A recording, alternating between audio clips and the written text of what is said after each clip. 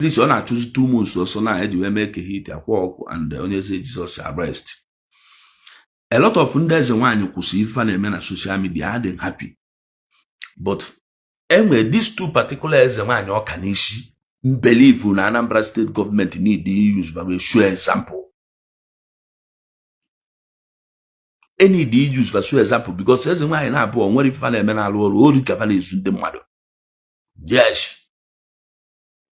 Ori ka na-ezu ndị mmadụ and nwa ahụ afụfa na-abụ like otu a na-eme video wee jee na their page wee n'anya mpụtazi ebulu m okwu fa n'isi wee nụ ka kpọọ afa m ife dịka waja m kwuo okwu n'ife ahụ nkwu nya dede nkịtị ma pụtazi wee ta their picture tag anya tag Anambra State to make sure na arrest Fanab.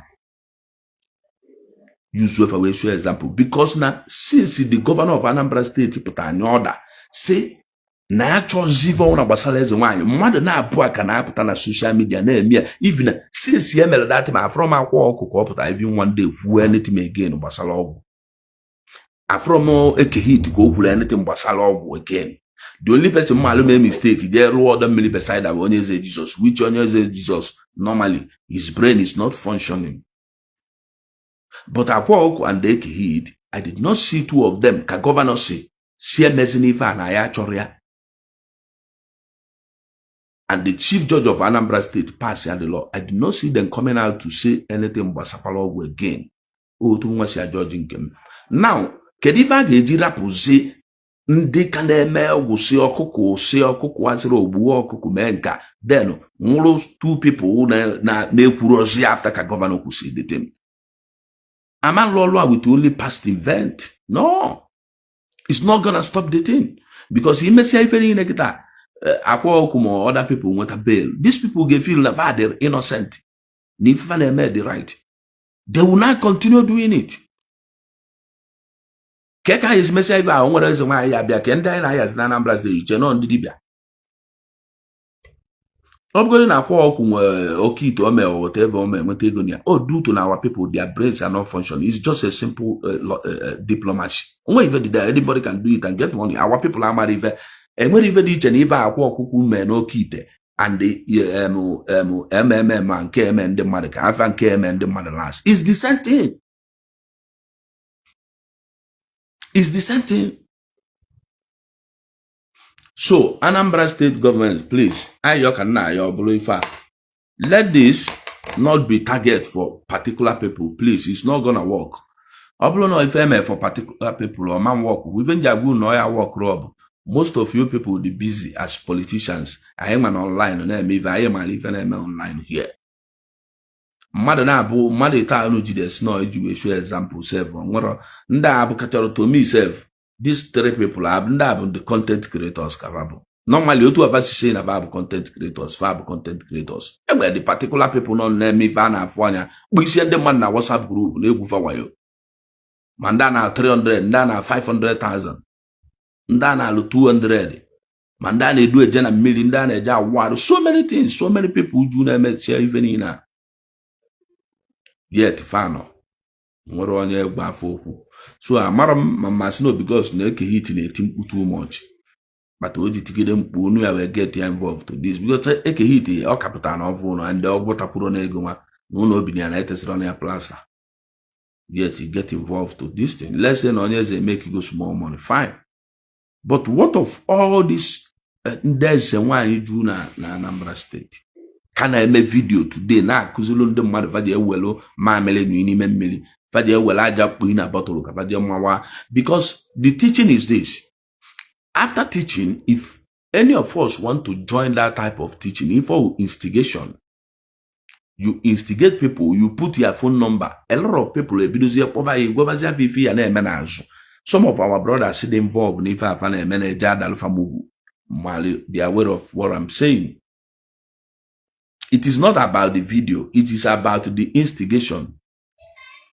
Instigate people and find a problem. Let me tell you, the economy of Africa is bad. Any problem here. That is the one I call really that thing when so. That's why it's using the one to make money in order to be solving her problems. Now, it is not about the video, it is about the instigation, how you instigate people to believe that this spirit is their problem. Who is going to solve that problem for them? The phone number of Ezenwanyi is on the page. People will now start calling. You will now start giving them bail. So, open stop. Only open a base and why put us give Akwa menka, more give menka should be arrested. If a governor could not choose the thing, because always Ezenwanyi na Igbo, ndị bụ dibia ụmụnwaanyị na ala Igbo bụ ndị na-take care of women and ndị na-take care of health. Ọ bụrụ na-emere mmadụ spiritual work ka ọ wee kpata ego, ma ka iwe kechie ya husband, ma ka iwe na-ekechi ụmụ nwoke, ma ife ọbụla ịgbara ụmụ nwoke ka fa na-enye ya ego. Ọ bụrụ ndị na-eme such spirituality, such a thing na-adịra arụkwu ọrụ. If you can remember when we were growing up as children, some of us they go touch and follow. I will tina so that I met a man aka ko so by. You do ever met the girl like well la pua with touch and follow that day na ba. All those things are not functioning. But open I watching to the video to an eme. As government will not understand our pains because no if ever for na ka they should now start doing what if ever no nanti. The law has been passed. I pass the law. No one have to. So why nobody is arresting them? Why all this Ezenwanyi or are they above arrest or whatever? Why no one arrest her? Because in that for the more dangerous than Didibia. I'm telling you people, when you study this thing very well, there's a why need for the more dangerous than Didibia. Because Nandifa wine. And the Umwanya, you know that women don't think far. Even though women are intelligent more than men, but there is their problem that they don't think far. Okay. Our brother now said I should bring you in. Please, more update so that we match bring you in. Okay. More update, please. More update. Update your phone now. By the time you make then I will make Obego, please. May update. More update. By the time you make more update in your phone. So that I call them easy. So, Ezenwanyi the more dangerous. Let me tell you, 95% of marriages in a problem in this generation. This Ezenwanyi people are involved. They are the cause of all these damages because no one have the pastor they were involved. Man, Ezenwanyi ifo because JB dibia na agwo today. Onwe eba na ele mmanya no leba agolu malt mo na dra anu bia. Onwe na anu bia we love bottle bia na anu na iru eba. Count wa ụmụnwoke ya bịa bụ ọgwụ dia na ụmụ nwaanyị ya bịa. Ife na-abịa be dibia ị na-ede di 100, 70% bụ ụmụ nwaanyị, 30% bụ ụmụ nwoke. Otu aka ọ dịkwa na ije na be pastor because women are seeking power all over the place so that they will now start controlling the men, forgetting that you can only control your husband with your character. Ana m agwa ndị mmadụ. You can only control your husband in this world with your character. When you have a good character, controlling your husband is easier as easy. But when you have a bad character, that's why most of women don't know you have to social media and they present their husband as the best husband in this world. When you open a nota nwoke mali ife, I agbaro inenu wana diebo ezigbo mmadụ.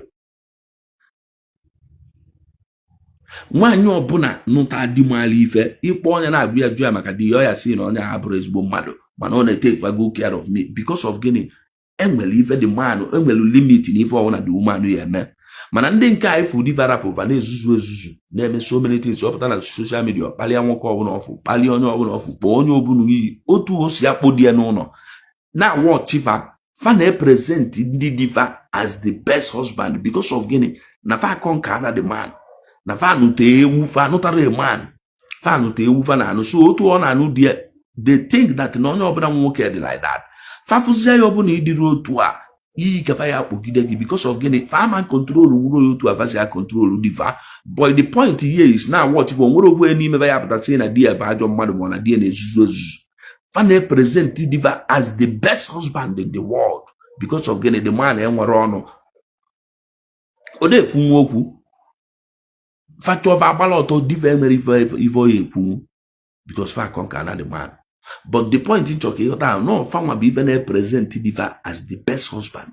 Man if rana nwanyi obuna ị ga-ajụ ajụjụ kịta n'ụtalụ di ma ife ọ ya si na di ya na anụ ya na di ya ọzọ bịala enu ya n'enu ụwa na ya nrụ nwoke. Ife o ji asị na ọ ya nrụ nwoke na the man chọrọ ka ọ na-ebi ezigbo ndụ.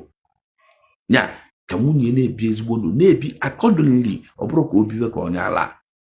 O wee mee so many of ụmụ nwaanyị Igbo n'ụlọ di ma ndị na-akara na n'ụdị ụmụ agbọghọ ma ndị nke na-alụ hook up ma ndị nke na-agba ashawo fa buy into ime spirituality so that they can catch you. Those things enwere nke na-alụ ọrụ. Ịma nọ na-alụ ọrụ jee gbuo that nke bịa to me anọ m available na anọ m na Igbo anọ m na Anambra State.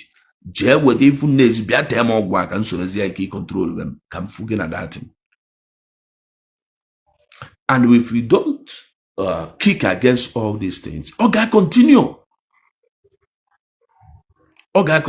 Before you know it, Fabatana family own Fabata peace other there because if he's very merry, go channel when out to that before you know it, if a Jeputala can give him a message travel if we one day work there na zone or jealousy of you join or see no cheer. By then all about going to go one day working at the team would dear on your case, the Oporo no joke with the Ogwada Lolo, my name Malon, maybe won't even a dagger of mamma on your name if even a manako, Munya can easily Kona anya gwi ofife, boli ajebe pelemo, boli ajebe be dibia. 70% of men on a joker, more 70% of men on a jebe dibia today, Munya fadu vajebe ditim. 70% of or 80% of men if una jebele today, jeli bela kwale, their brains are not functioning. Pundi Munya va daddy, na mwana onye bela no zeba, na si no nyama na afu nwoke abụla ewu soro nwunye ejebe bele ebe a na-eje akwa aka. Gịnị ka ị na-eje di aja achọ? Isoro nwunye ejebe ebe a na-agwọ ọgwụ. Ijesizi abata ebute ifu nwunye nwanne nwoke ebe ọ bịa shikpo onye ebe something na ishigbo unu ife na-adịrọ na family unu eju anya si na ọbefa ka ọ dị na ya bụzi esi beba bịa. Ọ bụ na ị na-eji ije ịdị asị nwaanyị Igbo na ị na-eme eze nwaanyị bebe eze nwaanyị ya na be nna isi be dị ide na-elekwu ya bụ unu. Don't carry that ebe abata na family ndị mmadụ. Chineke ya bụ onye ya anọgọta bute that ihe ọnụ si na ya na-abịa ime eze nwaanyị. So biko Anambra State government obi adịrọ mma this morning. If obi dị wee da na mma this morning bụ na ọlụ a na-alụ ga one side. Yes, ọlụ a na-alụ ga one side because even si na ọlụ a na-alụ ga one side bụ ife anyị na-aya na Anambra State ya bụrụ sọ ụmụ nwoke. Ụmụ nwaanyị anyị fụ na-enye nsogbu karịa ụmụ nwoke asebe. And ụmụ nwoke atụ ndị eji na ọ bụrụ na na-ekwulu fụ ọnụ fa ma na mụ na fa na-atọ ka but I think na I need more people to show this example because also mmadụ taa ga a na-achọ ka ewere mee example. Ama nkwụsị nwu the team. Reason I did that nkwụsị nwunye is this. Other people that get involved na this ya afọ onwe fa na fa dị pure. The law says from what I heard governor na ọ bụ na ibu native doctor gị bịa kwuo ebe ọ bụ na ọ bụrụ don't show anything on social media again. But a lot of people are still showing. A lot of people are still showing. A lot of people are still showing that thing. Now, we go to 3 people who work we na-achọ ka we mee example. Kedu ebe ụmụ nwaanyị nọ? For this above arresting, for the above arresting. Ka ọ gịnị? Ndị eze nwaanyị na-enye anyị nsogbu. Ndị eze nwaanyị na-enye anyị nsogbu. Most of Igbo men na-achọgbado Igbo women na-achọgbado ịtọ ntọ eze nwaanyị.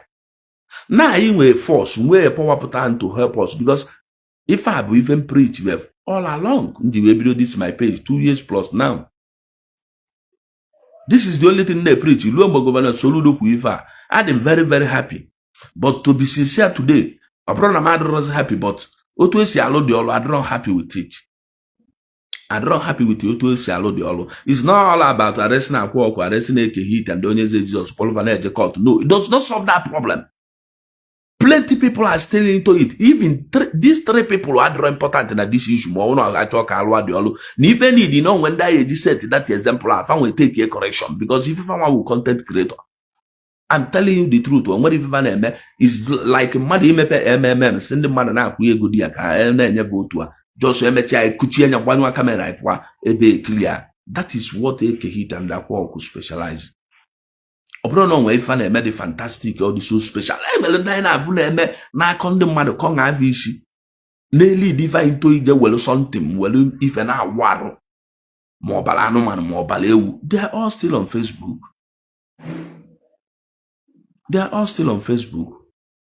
Does it mean no do to na Akwa Okuko na Akwa Okuko maybe na nyanwa mezitiri nweta ego ọ na-eke hit na-eti mkpu ka ọ na onye eze Jesus na-akpa ndị mmadụ amụ agọtọrọ m ibe o ji wuru ofe nwa ka ha ji chọọ iji wee set example.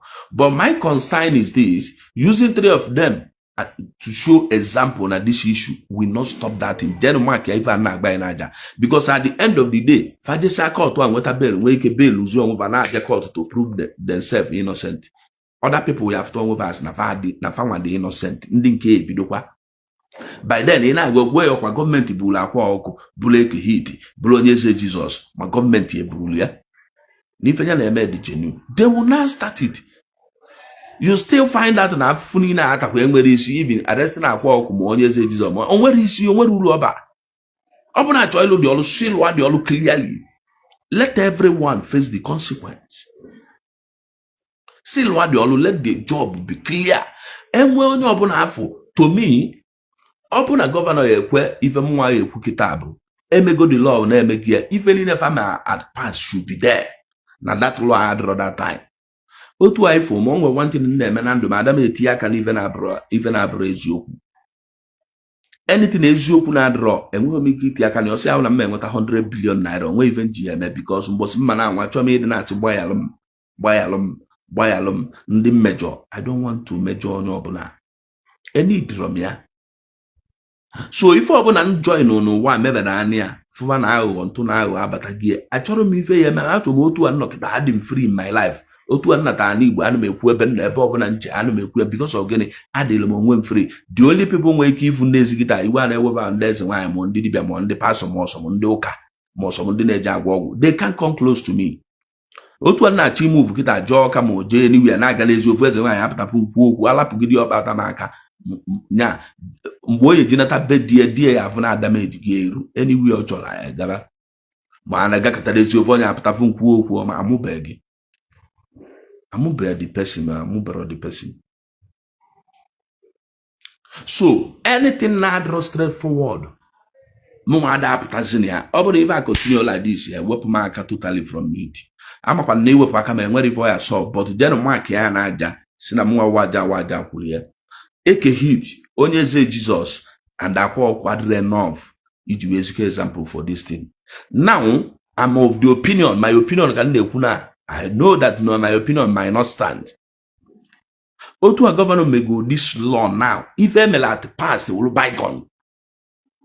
Let us start watching ndị na-eme kita. No, for what he is example. Let if onye ọbụla ma at past from that day governor who that thing can be do ama ndị continue na agba ma alụsị na agba so many things ọkụ. Nobody is talking to them. Even Akwa Okuko from that day governor who from ofu video me ogwuputa Eke Hit the same thing. The only thing man Eke Hit me video put out somebody as near register kedibana agba dibia ya register. Njejuanya okay register dibia ya register na mara na ife kwesị ịdị na-enye ndị mmadụ have na ọ bụrụ juju register maka health and other things na-enyezikwa ndị mmadụ juju ba dị enweta ego ma ndị akwụna ka ike wee na-achafa ọkụ o ibe njedelia onye Jesus Adam ekwu okwu na onye nke a na mma na sinso ụwa na nwere ife ọkwụ n'anya no na ndị mmadụ amara ife ọ na ndị mmadụ maara ife o nwere onye eze Jesus agha ọ na ọdụ ka mma agha. People are married, people will be frustrated. People like but couldn't the reason somebody is not be born as anything. More somebody like Jesus. And when even the presentable or the enticing if on zikogodi na onya, because before onye obula je na aka Akwa Okuko je gwo, you shouldn't blame that person. Enwere let an atom of light in even eme, at least you ji ego abụzie otu ego asi wee bata.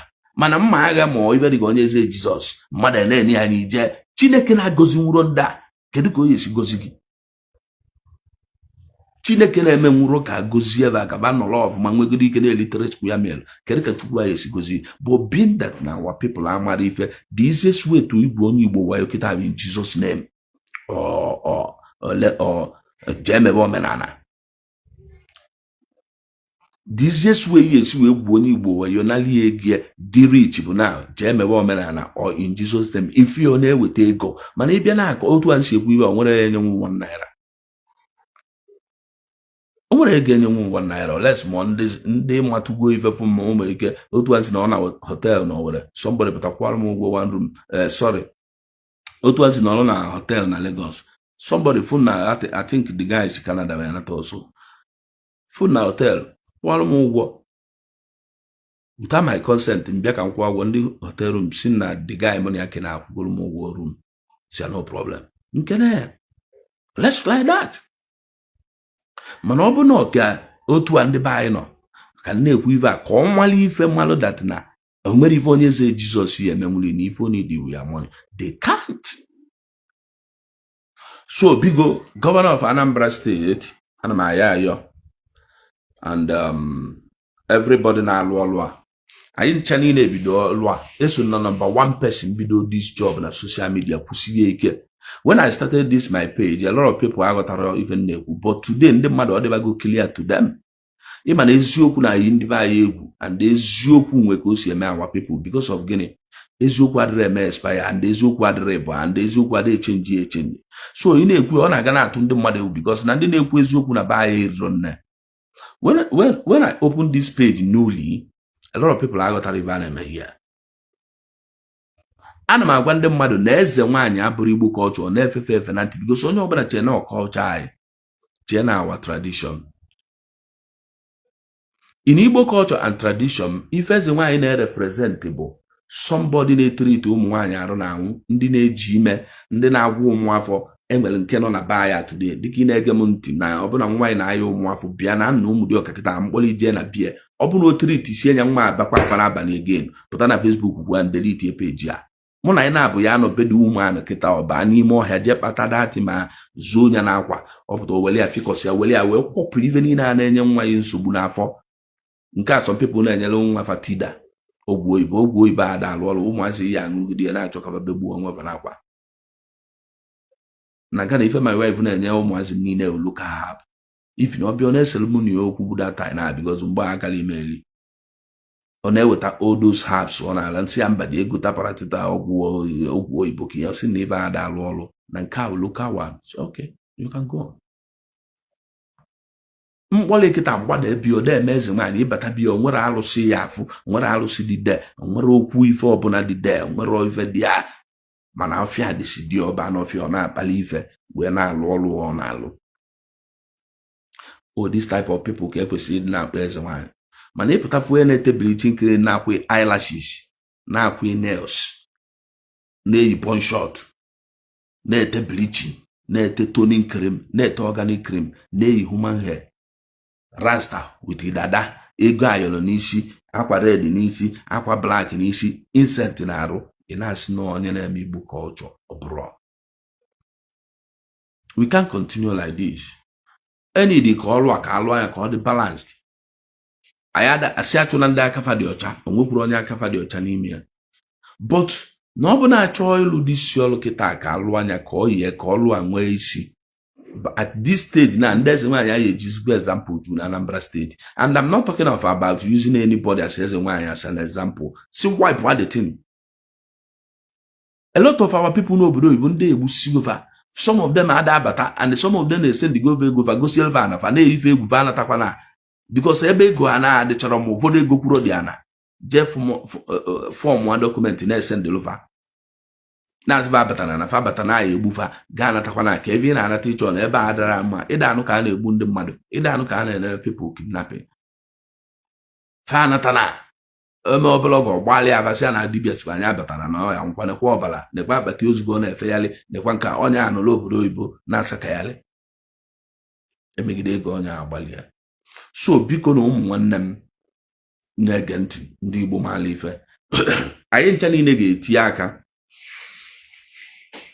to discuss this thing, to talk to Anambra State government ka ọlụ adị balanced.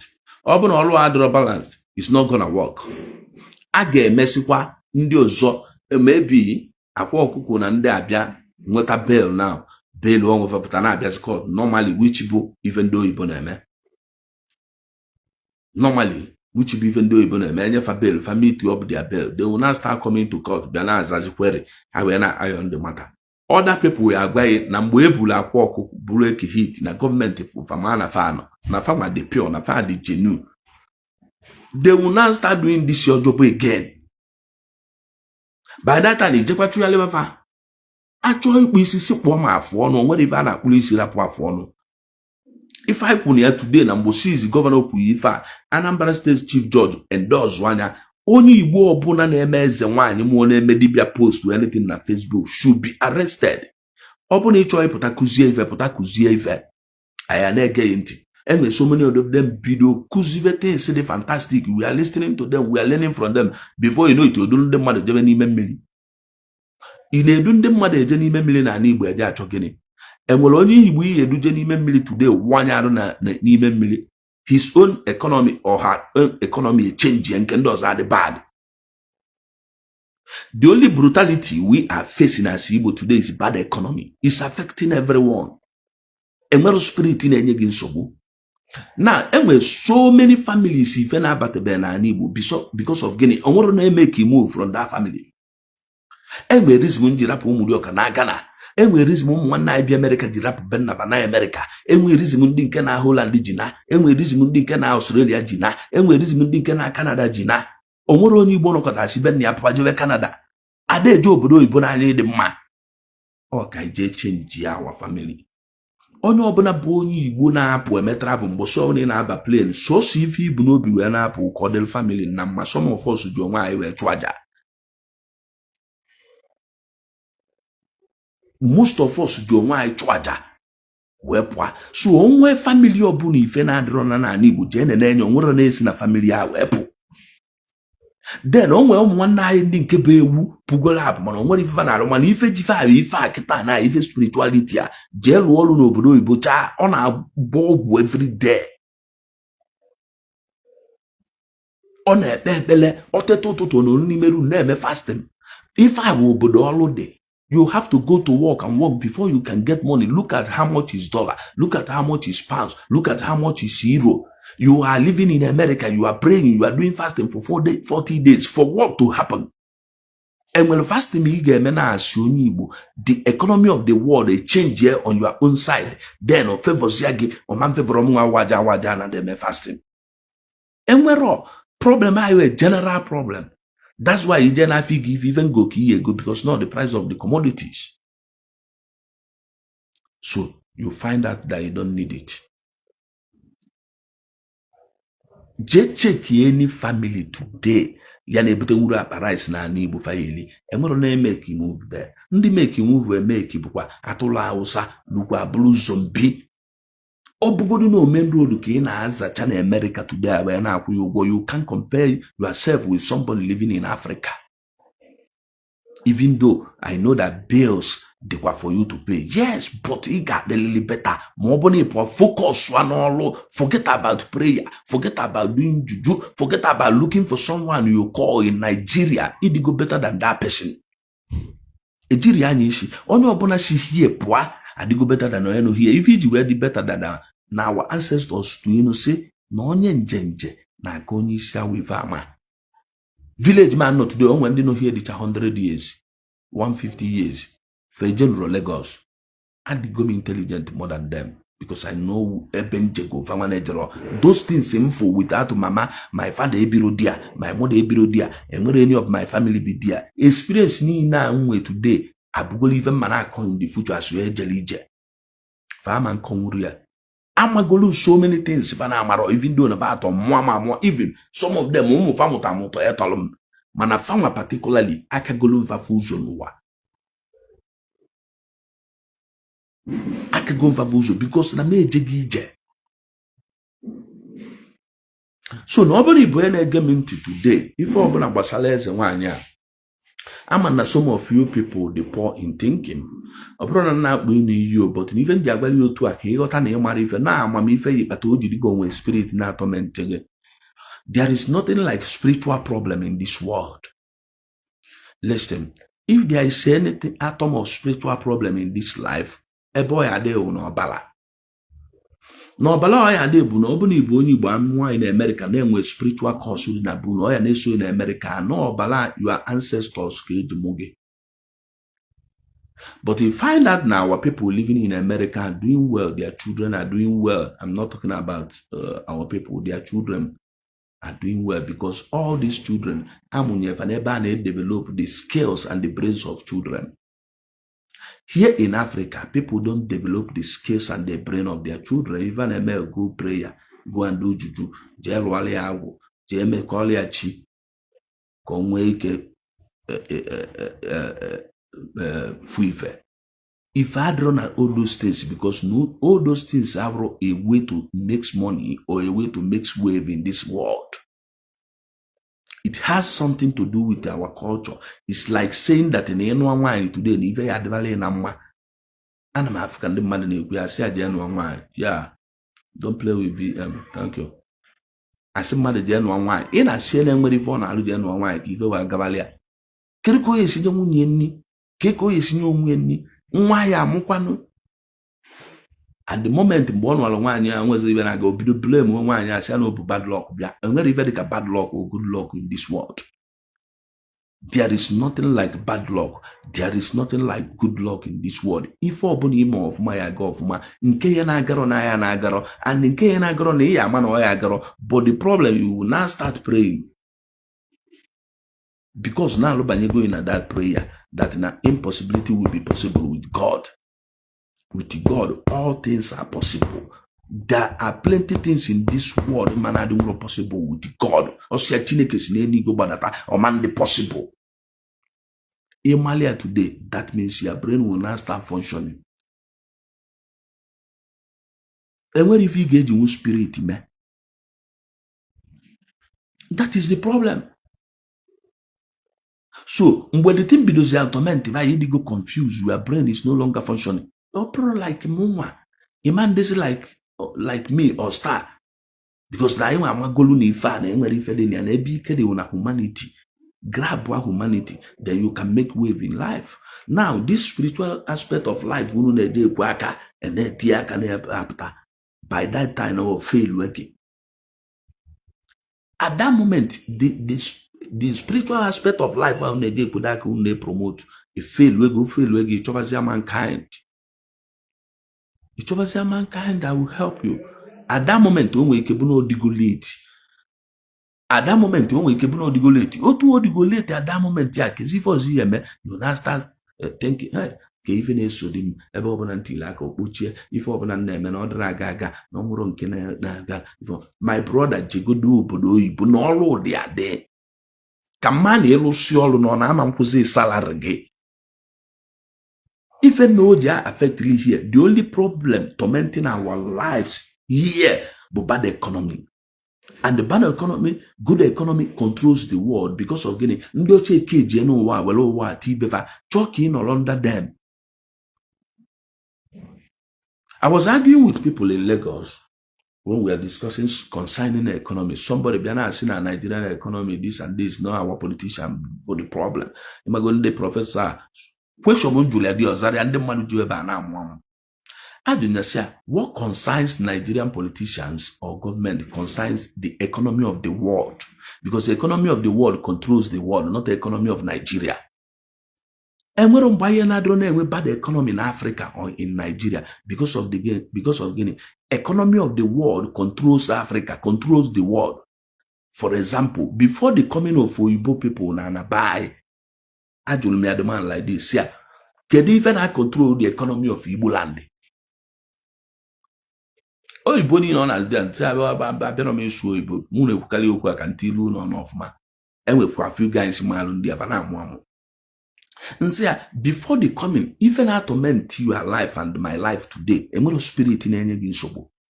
So many of us agara university because family enwere ego to sponsor your education. Even that education may na go from primary school to university level. Can even a go to there. And good courses dị okay. But here, imecha here all waste of time because now to esi akuzi here abroad esi akuzi na mbago. Abroad someone na say education bụ scam, education ma abroad scam. Kama na ife anyị na-agụ abụzi education, ma any dị change there. Ka enwe ife a na-akpọ standard. Kedu ife anyị chọ from nursery school ibido kụziere nwatakịrị ife a ọ bụ na egwu ka ị notice na this child na-agụ there is no need idebe nwatakịrị a na-akụziri social study na-akụziri agriculture na-akụziri science and technology. No, you should study towards musical institution from nursery school obido gụwa akwụkwọ ebe onye na-agụ egwu by the time onye dị gụsị primary school nursery school gụọ secondary school odo anya na ife ọ na-eme na education ya ife gbasara iti egwu ọgụsị anya ọba secondary school odo anya na ife ọ na-eme ife gbasara iti egwu ba university mecha anya ọpụta ọ dị perfect ọbụla graduate enye ike ọma nluzi university ọbụla ndị ọcha dago university most of them which are graduate ụfọdụ ogụsị fe nwere nursery school na befa ụfọdụ ogụsị primary school ozugbo baa into institution star ka ebe anyị na-akpọziri ive nke ebe a na-agbafuka n'uche ka ebe a na-akpọ ya technical school akwụkwọ ya a good skill ọlụwọlụ obugole graduate enye certificate ebe ọbụla ọbata emenya employ. Some people are driver. After one man, one of our brother marom I'm the man I couldn't remember him very well. I think Uche Nwosu have post to me today or day before yesterday. A boss near meeting one girl in a hotel. Na the hotel na the girl na alone at that hotel. And I will do a cave not dress properly, not I think attracting and you meet here. Na do a more graduate, the girl senior graduate. I say near sponsor could continue education. Guinea corner Jago. I hear more than 20,000 graduates in Igbo land today. Am I lying? A lot of graduates are not here. Not here. Are you working? You are not working. Igusukwa akwụkwọ gwa university a jealous sales girl na market. If somebody nwere ọrụ na-alụ ọrụ na hotel, instead of giving her promotion, ị na-asị asị na ebe ọ na-alụ ọrụ ọ na-enweta ego ji sustain onwe ya pụta ka eje sponsor anya na university ka ọ gwa which course na Nigeria. Which course? The only advice here near that hotel, you should go and study hotel management. Ona alo na hotel ona part-time. Come with a good certificate. She can go outside and work in a 5-star hotel and somebody this certificate need the salary of $20,000 or $15,000 in a month. You are not sick, you just sponsor on your code, go the man na our people we see na free only with them nasi. Can when I am with her. Most graduate in a job do dia. Igusuga was since 10 years. Igusuga was your Igbo. You are a graduate, you can be unemployed. You have somebody saying I got water, somebody melolo. Oh, now if I live in Africa, if you are in Nigeria today, ndị na-enwere ọrụ na Nigeria na advice enwe ọrụ nya kwụsị ọrụ ya na salary ya dị too small. And the phone kwuo kwụsị nọma na ya dị piva phone. If you something in a to be getting money, you can still create something for yourself. And when then I look part-time no but na ga school, start when the mark go silver go very soon. Recently, sorry. Style I nearly cook here. Oh, well, school or go part-time school or go for I think 2 months, 3 months or 2 months course. Start how many years course, how many months course will I mean? On that he is working and going to school. Then the exam. Now, whether that certificate, you will graduate in Sweden. Just 3 months course or 6 months course. If you're not talking about somebody na alụ na hotel, go there 5 years or 4 years in university or go see or NYC at 170,000 or CP to Tina Facebook or not a no akwa na yard. O we ko lose about go geography, more go physics. No, but ọkụ na-adịrọ ka ị na-eje agụ geography na physics. It's not the best way. Oh, nya even automent ya mgbo no wazi na ya de. Obido sfa no nwe even emi ele enwetara olu. Ochowazi ogwo ya agwo. Chowa ekpele o ya ekpe. Chowa spirituality o ya alu. Spiritual work o ya alu ko we enweta olu. Now my question is this. Kedu ebe that olu adi? I need to be meeting all this type of like uche Nwosufa and within there and the professor Ajucha na social media. Any did name a debate from them. Let us tell them the truth. Oyibo people with education na by change our philosophy as in Igbo. Now the best thing they would have done for us be if their company is supposed to be here or building only school. School, each school value game 10 or 15 companies. You are going to go from that school and they will not employ the person. You must have plan in this world.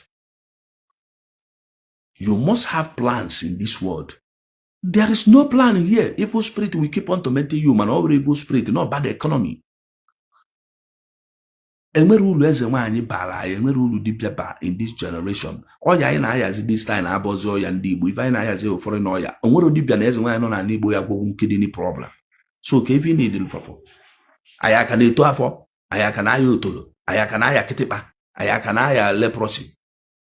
Enwe oya ayasi mgbe ochie eji nwee ndị dibia. Let's say na isi ọwụwa na afọ ọlụ, our ancestors ayapụrụ isi ọwụwa ife bute na-ebute isi ọwụwa na Igbo today bụ oke echiche. Afọ ọlụlụ ife anyị ga-eri eze mgbu niile eze ndị be anya na-elesisi ule today sweet chingom na ife niile anyị taa shuga ife ndị ọcha weta anyị dịcha onye alelisi eze anyị. Then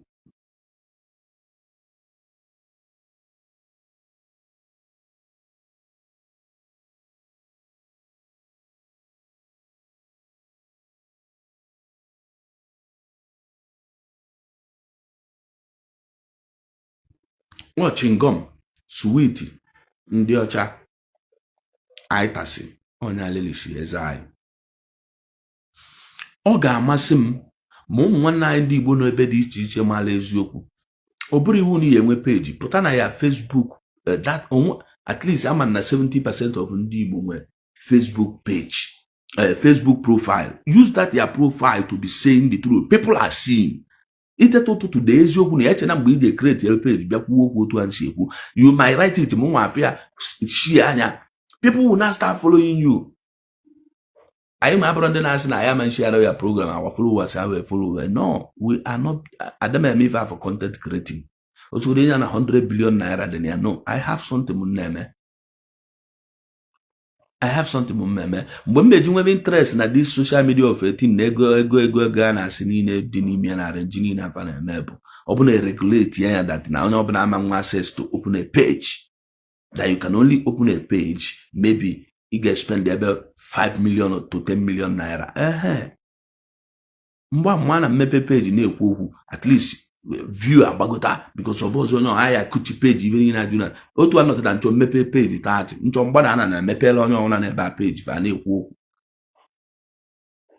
So ka ege oyesiri ka ebe Mark Zuckerberg esi bute ego ejiwe na-akwụ ụgwọ omenye o reduce view ndị mmadụ otu ambia online na a lot of people enwetara notification.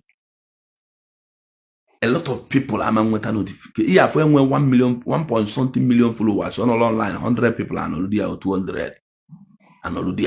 Or less more ever announces in not join people like a Fabia Bronco getting notification. But before it be online notification, in a enough 200, 300 people. Because notification get quite to 25,000 followers in where and very 5,000 or live online. Okay, let's say na 3,000 or 2,000 or 4,000, even 4,500. If I'm interested in the topic in it, 500 must be there. Man, if I ever block all the whole thing because of getting the page for the monetize. Because in one more view, they can't pay you. It's diplomacy. And when they went 1 million followers, fan on live now, I made one video. That video will equal like 3 million followers before 1 hour and I made that video. If I waste you to a Mark Zuckerberg, I able to your advertisement in one. On I want to tell you, was that one day, mad over. You know how many people who have Facebook page on Earth? They monetize. So because of the thing, they reduce this thing, the view people know what that. Despite that, we will keep on waxing, telling our people the truth, so that no one night my fair.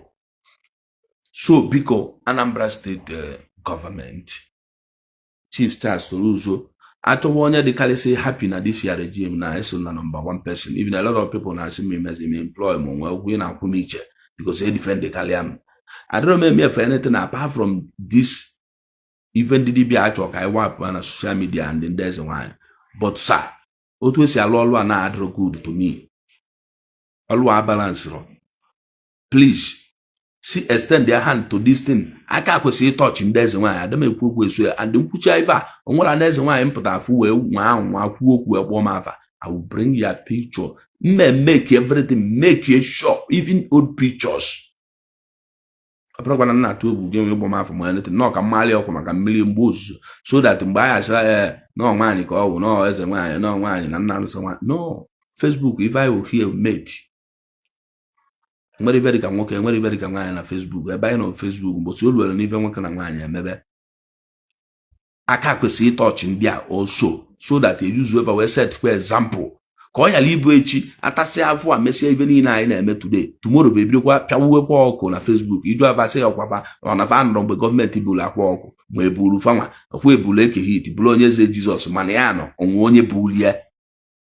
Elia the better. Madeta unujiqua. And I black out on audio enough. You cannot change anything more. I tell you, Oga, I am on this social media. Give one on my office now. Once in Odinke. I am not here. When we better about office, I go to unlock the governor here. I take decision on this page. On where they even not like on blog one on men arrest. I didn't make one arrest on this page. Suspend the iron man go here like 3 hours. I am the governor here. So ever I know today, please. Ndị a ifo ana akpọ Ezenwanyi na-eme alụ karịa this ndị dibịa alụ nke fa akali because na ndị ba na-alụ banye ụmụ nwanne anyị ndị nwaanyị iwu ọchị na ifu na most of ụmụ nwaanyị Igbo niile na-achọ ịtọ nto Ezenwanyi na-amụ kandụl na-abịa na-amụ insect enwere family anụ ka kịta ba na-edebe family arụdu not just fa na-ebugharị disi ọgwụ na-create problems na family niile awaipu ife udo ga-adị na be anyị enwere onye evil spirit na-enye nsogbu bụ onye Igbo. I am very evil spirit in Anaba. I am very evil spirit in Anibo. If I were with Anna Bajon Mado. On the child tell I the story of this evil spirit of a thing. On the child I cover that in Nabai through Bible. I am a reform. I had them even Satan. I had them even Lucifer. I had them even devil. If I name a Bajon Mado, if I were with Anna Bajon Mado. I am where I jump on a buy. That you know, an ato will cabata bike and there answer you to Abanaria John Mada Bakula John Mo. On book about a bike out of Adino. You watch even if I present a John Mado. And maybe never get us here, Banaria John Mada Bakula John Mo. Or bad economy now torment ya. But to about the economy now torment our lives. You can plan. You can plan. Anyway, even now, so many people that things. Imam messing with for Buni Bruno be men or what. When I was growing up as a child, my aim on go to school and my boy lawyer. Yes, or even Bruno be when I hamanaga at a stage upon a mama memu that man who have to switch to trading. And switch to trade man, everything to be best to myself. I compete with myself. I don't compete with anybody. Why in the long woman am to bona? Is you abandon man why is using yourself as an example? That is the only truth you can tell yourself and tell people. When I switch into trading, everything perfect to be the best. I compete with myself. I'm not into competition with anybody in this world. And the moment I see you as a competitor to myself, I'll say I only my best friend, I'll say I only my child, I'll say I only my wife. You will be among one them, and I'm after I need a competition. What if you come on again? Why? Because you can buy me. Yes. Otu ano what even mmadụ nwe onwe even GMA if obu nwe inwe onwe gị. Otu ano kwa my house kan no mmecha ibe am there so ndine na pala ebe my house ko so ndị ife solo na eme n'ime displays. Enwe ife na eme na be ya gbasara m. Mana onwe nka na-ekwu. So na onwe ife imebe n'ụwa nwe nke imebele ọ bụ na ọ wọkụrụ rapia ima mmesi nwe ife niile work towards plan getting children. ana m agwa ndị mmadụ fada anụ fanụlụ fa na-esi ọnwụ na everything ịchọ imekpu ife niile dị n'ụwa ihe emesinwuri ya mebinata. You work towards getting children. After getting that children, you now share those things among your children. You got that talent in you, in your children. Ndị nke anyị na-eme nwozi itrain wefe work bazia train wefe because na fa nweta na inweta gokwu ya mana inwe ike na ebe ị na-achọ ka inweta si ife niile a imam mụta nwụrụ nwa n'oge imam nụrụ nwaanyị n'oge imam mụta nwa n'oge. Most Igbo people in this generation don't calculate. They are not calculating all these things. If I ego, forgetting that no one boy ego ya emezi voya solve unloge. The people that will be solving things for you are your children. Work towards getting children. Work towards getting married. Not getting children, sorry. Because I say getting children, mean with no. Work towards getting a wife. You must get a wife legally before thinking about giving birth to children. Obviously, when I right, as a single mother, as a single father, no, you're right. Or when I ain't anything in common because I brought man been more here. If everything were the right procedure, follow the right procedure and do the right thing. Even the men of wow, right thing. If on another right, I come out there. When you get these children, share those talents if you know in you, in them. Like you two are not when 5 children. When I'm looking at them and seeing waja there. Some of those things due to some circumstances beyond my control, now I'm working towards them to do them. Because it's not about money.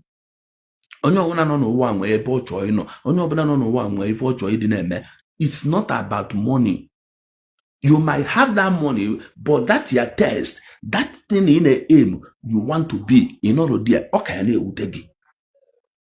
you make billions enough. You say, why you go that billions are? Man, na even choice, na even choice. Oh, yeah, but if was on rich men for 8 years, they go to school. Kafawe achieve that their aim. But it will be better for you get a wife legally.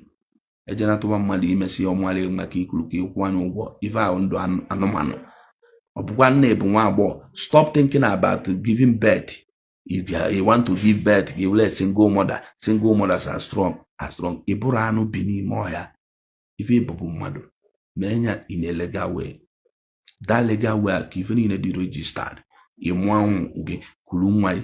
That is your talent ya. Kezi anya n'ime ụmụazị ya. Jale na afụfa ọ bụrụ ịchọ ịbụ onye amị ịchọ nke ya alụ amị izu anya towards school army school oga through army school. We don't have plans in Africa. That's why things are difficult for us. We don't even build for future. And ndị mụcha nwa kpụsama ndị rich men onye akpatara nwa egove tipia ndị mmadụ asị na agwa okwu ego onweghị for plan for the children. Ndị ọzọ na ọ na-azụva na America na-azụva na UK na-azụva na Canada na-akwụfusi ụgwọ akwụkwọ n'ụlọ na Africa. Kedu plans inwe for the children? Ke course ọ na-eme ke ife ọ na-eme ya gomesi inwego ego ịgbagolu vana luchusie ụlọ onye akpata today so many rich men ụmụ fa na-elesi property va na Ọnịcha n'Ọka Abuja Lagos. No plans. Apụtazi asị na evil spirit na-enye anyị nsogbu ibidozie gwọwa ọgwụ ibido jebe ekpele. Ana m afụ people na-esi America kpọrọ ụmụ vanata ekpele na Nigeria na-ekene obodo ọkụ na-adịrọ ndị amachara ife. Pastor bi na Nigeria na-use generator a na-ekpezile mmafe ekpele because na ezuru ya azụ na America bịa. I dey tell people home training matters in this world. If there is something muta from my mother home training, amutam from my mother na azụ mmadụ azụ zusia ya azụa ime omume ama na obe mmadụ ka isi pụta. And that your man ebi osi abụ na amụ in America. Ife ndị be anyị na-aga na aka na ịma nzu ndị Ghana anwụcha na America na-ebi ndụ sọsọ ndị Igbo ka iyi afụ n'elu uwe anyị amụọ nwa na America ma eluigwe nwaba ya na anụrụ asụ. Ndị Hausa amụ na America na-anatabeghị n'Igbo na-asụ Hausa na-ebihave ka ndị Hausa because of the home training given to their children. Mana nke anyị afụ ebe anyị ọgbakọ juice everyday ọ na-amakọ ice cream ọ na-amakọ chocolate ife ụwa ọ na-enye ife niile dị n'ụwa ụmụ ya na-enu ya. enwere nke azụ zaa ụlọ bada aza mee nke abada eme. Ndị Hausa na-emechi ya, ndị Yoruba, ndị Ghana mbi n'ime ụmụfa na-ejese skuul na Amerịka fanatafa abịa na-agụ ego na shọpụ mama ma papa na-ebu katọn. Achọọ mama fa afọ echi gba nka shọpụ a esi da gba m ife ya abịa kọlọva na mama fa agwa ọgwụ ego ka fakwa wee baa na fa na-afụ ebe ego esi akwụrụfe ụgwọ akwụ si apụta. But gị nwa ị na-eme big man, you want to oppress other people because you need survive go. Zụa na ụmụ ha azụcha inwe echi I am be forever. Asịra na fa na-agwa ọgwụ ego because fa mara ebe ego si apụta fa kwelu gbafusie property ya nọrọ na-ata nchara afụ niile anyị taa na n'iyi nọ na be ndị mmụọ na-ata ikikere eze. But you have opportunity today to listen to someone like me. If I na-enye ya web gift free, ikwesịrị ikwu ezigbo ụgwọ wee malụ, but ana m enye free. Ife a na-agba ya ọbụrụ Chukwu na-agba m, ọ bụrụ ụdị ndị dibịa na ndị pastọ na-eme unu ma ndị Ezenwanyi agba ife asị na Chukwu ukwu pọtịda ụtọ na ife nnegwo ije na nke Ezenwanyi ọ na-agbalị ya ava ọgwa ife jụọ asị ya ka onye gwa anyị ife ọgwa gị asha ma nke dibịa na-agbalị ya ava onwe ife ọgwa jụọ anya the bold enough to ask him or her kedu onye gbara ife anyị na-agba mmụọ pastọ ndị a na-ekpele unu ekpele. Ask them. Ndị na-agwa unu datin. So biko ụmụ nwanne m ọ bụrụ okwu ka mụ na-ese and ọ bụkwa na iwe na-ewe m mana otu o si dị n'obi na otu a before ndị mmadụ abata ọnwa our brother I think obi ego isi na ọnwa ife ihe ajụ m ọ bụrụ obi ego ka send bụ request ọba ego sorry ọba ego isi na ọnwa ife mmadụ na-ajụ ihe ajụ m so send ya dịzia request ka ịbata duzie m ya. So ọ bụrụ iwe na-ewe m but ọnwa ife ọ ya ga nchọ ekwu nkwu anya wit onike adịrọzi happy na ife a na-etu esi eme ife a na-eme na Anambra State because ọ bụrụ na ndị Ezenwanyi adịrọ involve na emere ni Ezenwanyi arrest na ife ama nwọk alụsị eme ife emesigodi na ife a mechaa rapụ akwa ọkụ rapụ ekeghị ike ndị onye eze Jizọs. All these people will continue doing ife fa na-emekwa. By then ịjụ agba ya ọkwa agụ na-eche mbafe ụfa mgbe a kpụrụ ndị dị otu a na akpụrụ ọlụfa ọrụ gị nwa ya bịara agwafa na ife fa na-eme dị wrong. So the law says that na onye ọbụla gba akwa ọcha ọkụ ma ọ jee na mmiri ma ọ mee ife ọbụla feshit na Anambra State na-aga arrest ya. A lot of people are doing it. Please, Governor Soludo gwa ya boys they should shine their eyes. Anyị adịrị ekwu ife a ka anyị megide onye ọbụla na ọka iwepụ ndị na-egwu wayo ịma na onwe ife ị na-eme n'iwe Ezenwanyi go to Ọka and register it weta ya na social media mmemeli advertise free. Ọnwa oyi ị na-agụ today asị Ezenwanyi chat me now. Enwe oyi ị na-agụ asị ọkwa ndị ọbụla ị na-eme ọgwụ ka mmadụ buru cocaine wee jebe n'igwu ya ma ọ ka mmadụ mee so many things akpọkwana nna phone ma ọ ka eje lụọ mmadụ 419 lụọ yahoo ọ bụkwa na ife ị na-eme don't call me kpọkwa nna phone sụwa agha ọnụ ife nkwu na onwe ife ị na-etrit bụ ya na ịbụ Ezenwanyi today dishon ọ na-alụ ọrụ anọ m ana Igbo today kpọọ mmebu moto mbịa na be bịa mere advertise free gwa ndị mmadụ na ife ị na-alụ ka people bido bịa be ka itrit eva na ọ ya eri ka na be anyị ọbịa ụlọ nwere ekezi na akwa ọcha na Facebook ezikọ ndị mmadụ. Enwe nwaanyị nke anọ na Nnewi ka ya afịa ka ife a metụzụrụ afa nwaanyị abụghị ibu nọ na Nnewi na-edisive ndị mmadụ everyday ọdọlụ n'oche ka ite alụsị abịa ịtụ atụ wee na-akụ eri ife na-enwere isi na-edisive ndị mmadụ si na ya na-eme Ezenwanyi gị were ọkụkụ mee nka ime nwụrụ ọrụ ụmụ niile a na-afụkpụsasịbe ma ụmụ nwanne ma ọ nweghị ka ifugodi na-eke ibe eto ka kọchara isiba niile mana ị nọ na Nnewi de na-edisive ndị mmadụ. Don't worry with time na ama na oye lotu imi olotu ọnụ ama mkpusu isi ya akpụkụ m afọ ọnụ. So biko ụmụ nwanne m ndị Igbo ma arapụzi ahịa onwe onye chọọ ịkpachi okwu ịbata bịa kpachi okwu before ị na-abata here ife anyị na-emebe ahụrụ ife personal attack ife anyị na-eme bụ ife nwanne ife anyị ji ekwuru okwu na this page bụ ka ndị Igbo mara ife ọ bụrụ ka ndị Igbo like ya yes nọ ka ndị be anyị mara ife ka ị nwee ike na-eyuzu brain gị otu amụnwa nọ I'm using my brain adịrọ m ezo na-abata Ezenwanyi anyị fọ nwere egwu nwayo n'ihe ọma nkọnwudelo ndị egwu ama nkwere ife ma fafụ mpụ okwu egwu ama nkwefa ma ndị dibịa anyị fụ ma ndị pastọ anyị fụ ma otu anụnata ebe anọpụta ofu pastọ abata ebe akụba aka ebe ebele si na ọka protect ya nga mwepụ agharị mma eji ọsọ ka mma ejigba ndị mmadụ bụrụ ebu penis. So bikon enwe our brother ọba ego isi na onwe ife mmadụ jụ ịchụbụ iju ma ọ nwere ịkana ya send their request ka ịbịataba bịa join the team, then star mmanwụ onwezikwa ife unu chọrọ itinye unu etinye ọbịazikwa nna onwere na mụnwa ama ife nchọrọ ikwu. So onwe onye chọrọ join ozi send their request join, onwe question nwee anything. So biko Governor Soludo masịrị na nna ya anyị ndị masịrị na nna etiwu, but si lụọ ọlụ a ka ọlụ a dị standard n'anya anyị. Or just standard in the eyes of so many people, but a lot of people don't want to talk. A lot of people are afraid of talking. A lot of people don't know how to present talk. So why I am presenting this now part and the parcel of this movement. I don't know me ka we affect onye ọbụla, mana na-eme ka we kwụsịa ji ife a na-eme ndị be anyị with omenala. Mana ife abụrụ omenala no omenelu. Because I na-ekwu omenala dịka ndị omenala na-eme ada agwọ ọgwụ na omenala Igbo. Nwere ife dịka ịgwọ ọgwụ na omenala Igbo. Ife a na-eme na omenala Igbo, ife jikọ ya ọnụ, ife eji mara na ọbara ana na-egwu ọgwụ wepụ ya.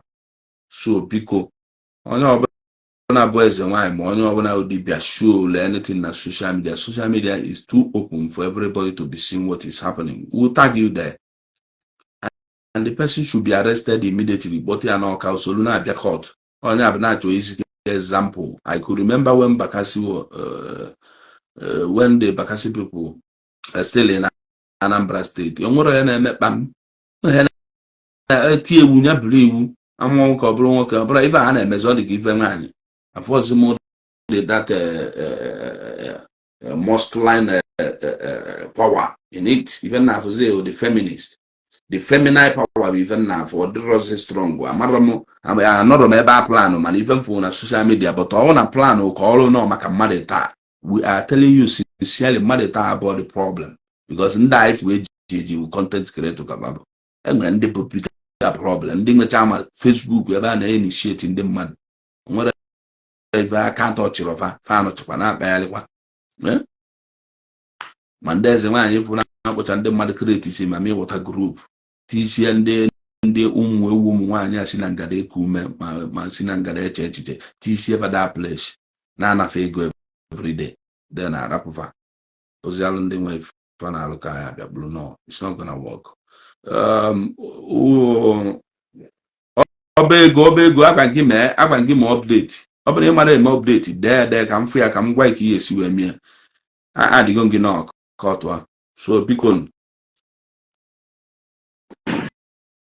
Waja, mwana pop, ezigbo onye obodo.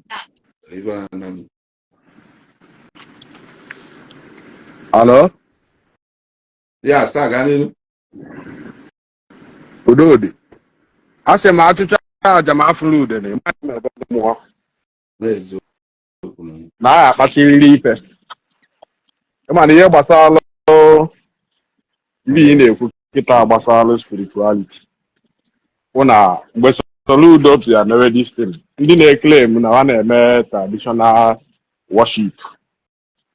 Na-eme tradition. Ụta mee ngagharị iwe n'Ọka. Si ka arapụrụ omenala na omenala ka ha na-eme. Ọtago ada protest we. Ịma na ihe gbasara omenala Igbo a na-eme. Ọ dị complicated. O nwere onye na-akụziri ndị be anyị ụdị ibi na akụzi na. Because na onye ojii ọwụ na onye Igbo ọwụ na believe na ị ga-connect ibi na-eme with spirit. Ma ị nara achụ aja, ị na-enye chi ihu, or ị na-egbu ọkụkọ, or ị na-eme one thing or the other related with spirit. Ma ọ ya na ọ na ịdị enye like that. Na nwere ibi na-eme nwee isi. That's why onye Igbo ya ajụ isi ka ebe ịkwụ akwụ, ka ibi ị na-efe, ka echi na-efe. Ị ga na-eferịrị something before ibi ị na-eme na-aga aga. Yotago. That's why you have somebody like Obi Kubana. That man can afia Pastor Jerry Eze Sebulana. O Sebulana sa Pastor Jerry. Bisi akanisi.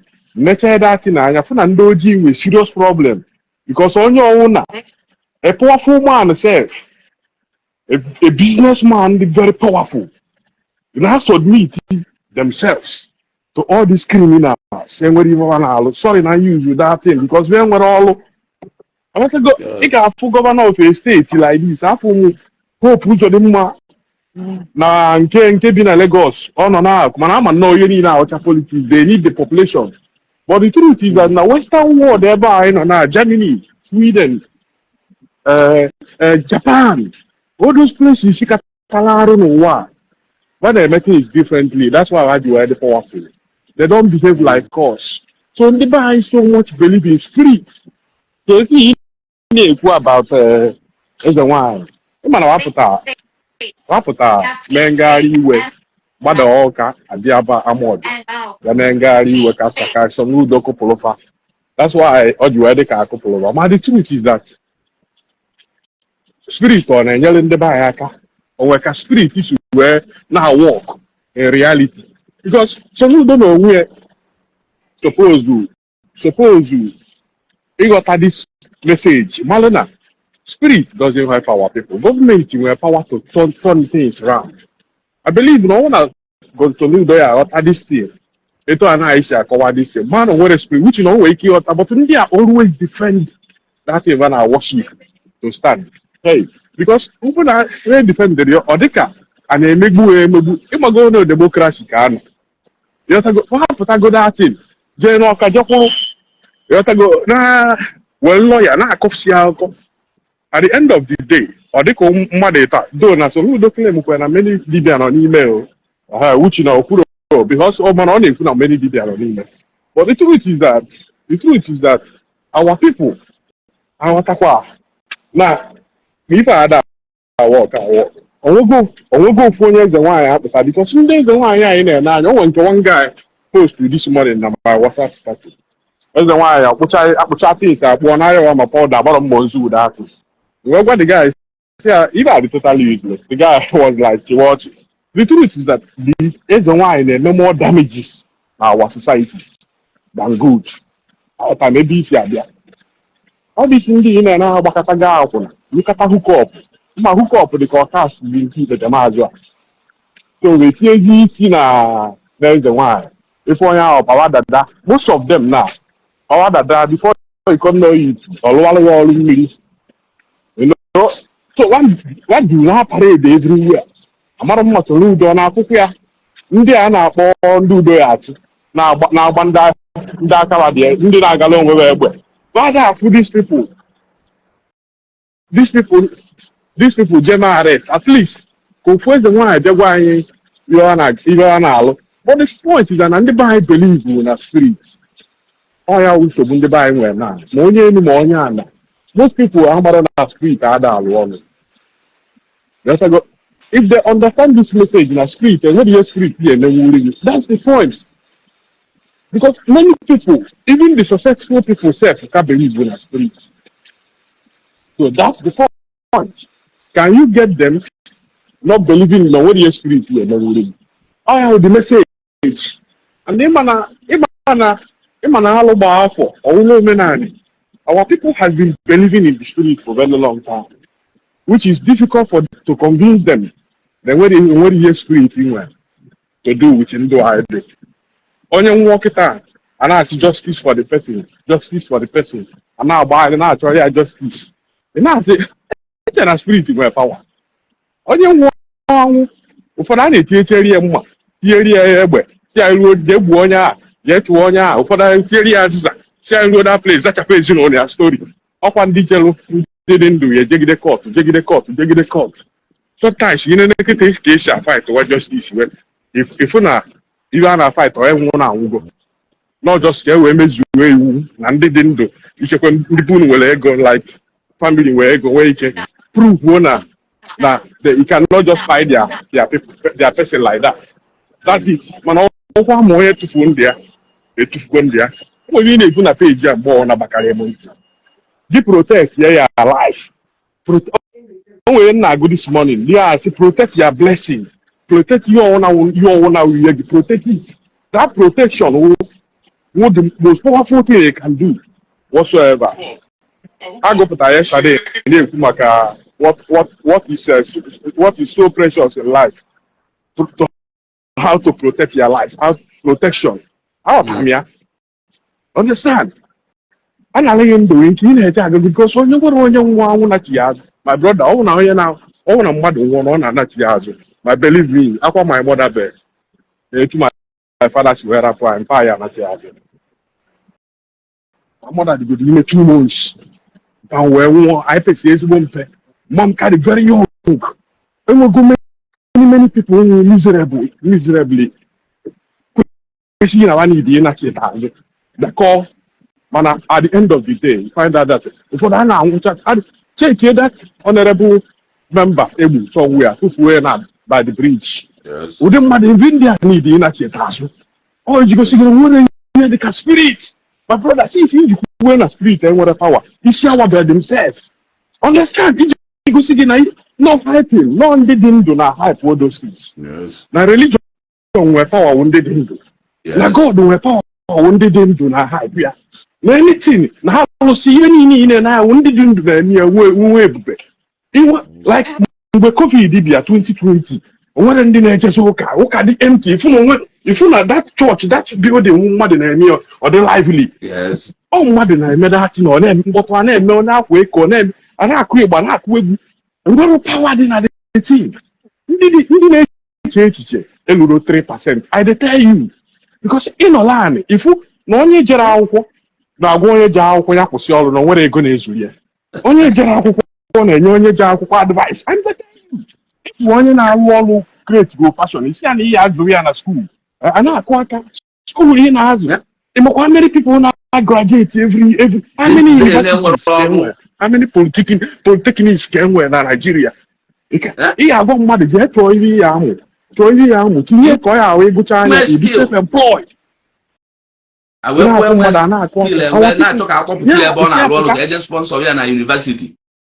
Isi apụta ndị be anyị kapịrị iwu na mpepe akwụkwọ certificate ya na-akụ aka na-aza ebe ọgarị na ibe imere good something nne ndị anya na-asị ka ebe brain ndị a dị kedu ebe nje Michael install brain unu ọ na ngada unu ka ọ na ebe somebody na-arụ ọrụ already na-arụ na hotel ọrụ already kedu afịa nwoke ma Obinna kedu afịa Obi Kubana gụcha akwụkwọ na Nsụka bịa mewe dorime mewe azụ from imi azụ ọ dịwa popular from ọba into hotel management entertainment a lot of things ibe niile ọ bụ na school o nwere nke ọ practice school just ka ọ jee bịa na ibie na-eje nwee certificate ahụ totally osoro n'ibe a na-eme ghọtago ojejiri aka create ebe oriri na ọṅụṅụ ebe a na-eme dorime ebe a na entertainment something like that o blow from there ọ dị popular school ndị be anyị na-eje school ndị be anyị na-eje na-eme ọ dịka a na-asị na education wụ scam n'Africa ihe na-eme ndị be anyị hụ na bada upgrade ma together with ndị wetara that thing echetara m ụdị 504 my father nwere manual all those 504 Peugeot echetara white ụdị moto ha dị ọzọ na other cars are upgrade go upgrade with life. The only thing the permanent will change. On our friend the mother will change. It is quite uncomfortable no one particular place. Erigogi. So also Bible we've had that upgrade. Even in our holy book 10,000 years ago, everything had upgrade. If you need no where no upgrade go. Ma electrical system do but that. Ịpụta gị na onye ọcha nọ ihe ga na-apịa n'ọnụ system even in a system everything with system electric with system nke ya ọkụ mmiri with system understand so our people no far behind ọkụ ifu kolokolo ma eji akụziri ndị be anyị akwụkwọ adịgo outdated nwanne omega expire long time I suppose ibupụ everything niile understand I can only out. Now, start. It will be my cut is short. I look at my cut off. And when our brother and talk and address, I say no, if a mother to your choice, Junkai Malaka is make up one. So can we to a similar update go wherever somewhere? Obey go and if you are now, then I Play Store, then a Play Store, press Yanya, a press Yanya, in Anya Nani, I have web the research. Click on that research, then type 1. Update or update all. Ega fi opota otu o si apụta na phone. I click zio of n'anya na aka na ihe afọ ebe na-acha blue c I click ya fụzia ya apps ị update go di Facebook and the messenger first ka ị bata nwe here emechazi update the rest because ị chọrọ update the rest oge waste much time and oge eri ya data unless you dey use Wi-Fi. Even with the Wi-Fi oge waste for time because enwezi much time start kwucha ife ikwu na ana m akwa ameje akwamozu ka nwee ike gbaluo akwamozu ebe nchọrọ ije akwamozu start gaa n'iru.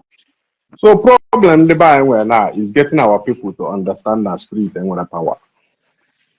Minus Activate spirit, them. not minus spirit, enwere power. Start. And one thing na after n'ime ndị oji. And that man, ndị okwu obodo oyibo na-emefe affect. Why na ndị oji? Most of ndị oji, not even only ndị Igbo, ndị oji generally, or because of this type of education man na-enye anyị, not just. If I broke a brain and our ancestors all over the Africans melifike, the ancestors on the Ghana far produce everything they use before the coming of Igbo people. South Africans. Kaifa bata na ndị baya mụrụ na develop scale mmadụ develop so before onye anyị eji wee bido wee kpatara ego ma o mebe nwe anything that na ịma nnọkọtasị mmadụ ji na-ekpe ebele ka Chukwu nyere ya aka ma ọ ka alụgharị ya agwụ ka o wee gaba n'iru without that person knowing one thing ọ ya na-eme wee na-enweta ego or having one skill on a na-use. Why na most people in this generation it's going to way in a brain rehabilitation and mental reconfiguration. Ndoji na got a lot of things. Understand? Like nda baloru, obrokwa na other people, other race are suffer. But on Ndoji, the last race suffer humiliation. Other race are suffer chago. That's why I you well even know conquer other people. Wow, survivor by you survive it is strong. Only strong will survive. So ndị a na-agabigago ihe ndị ojii gabiga wee bịazi agba ndị ojii oru ndị ojii the last race ndị ojii the last race tala afọ na human race but indirectly anaghịzi akụ mmadụ ịga ibe a na-emezi invade like etu a Russia chọrọ invade Ukraine. Russia invade Ukraine kịta na akpalụ small so o nwezi ụdị anọ na the only thing nọ na ndị ojii kind of far behind. They have to learn, they have to like level up to other people. Imane age religion a lot of things. Even religion na people still find it difficult to understand na niva wall. Like it to go clear between me and you. Now religion is a scam. Many people out around religion were scam. Many people can't believe in the story of Bible, Jesus. Many people can't believe as we speak now. Many people can actually Jesus. Like Jesus here solve their problem. Peter Obi now on a Vatican with Pope and the cardinals. Understand? Can signal on a send now? Can signal on a send even the buy Peter Obi model. More no politics na religion now. More man that in an that Vatican in an anya. And what anything to do with God? That Pope and what anything to do with God? Man, a lot of millions of people believe no Pope na chukuna loko. Pope won 8 years. My grandfather won 107 years. 107. Pope won 88. And what anything connected God or anything na control wow with religion. Like na control with religion. Many people are married. They can sit and mingle with politicians, people that make decisions in this world. They can sit and talk. But the truth is that very more power to stop this to stop. Or to make God want to do direct. Pope Amara Pope afro onwe anya.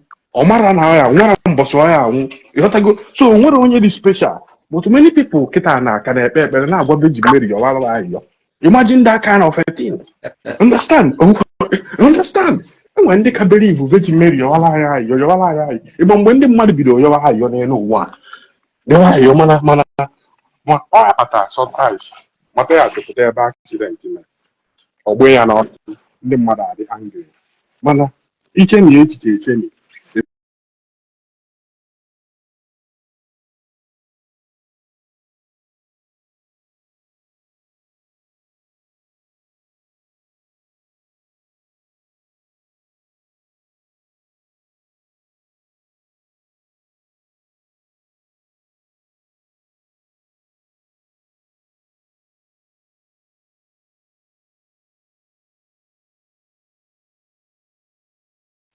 tupu a na-awụ ndị weta religion o nwere ihe ha ji religion emezi ọ bụ na ndị Europe wee ka kwedosi aka ike etu ndị be anyị si kwedosi aka ike na religion I can understand.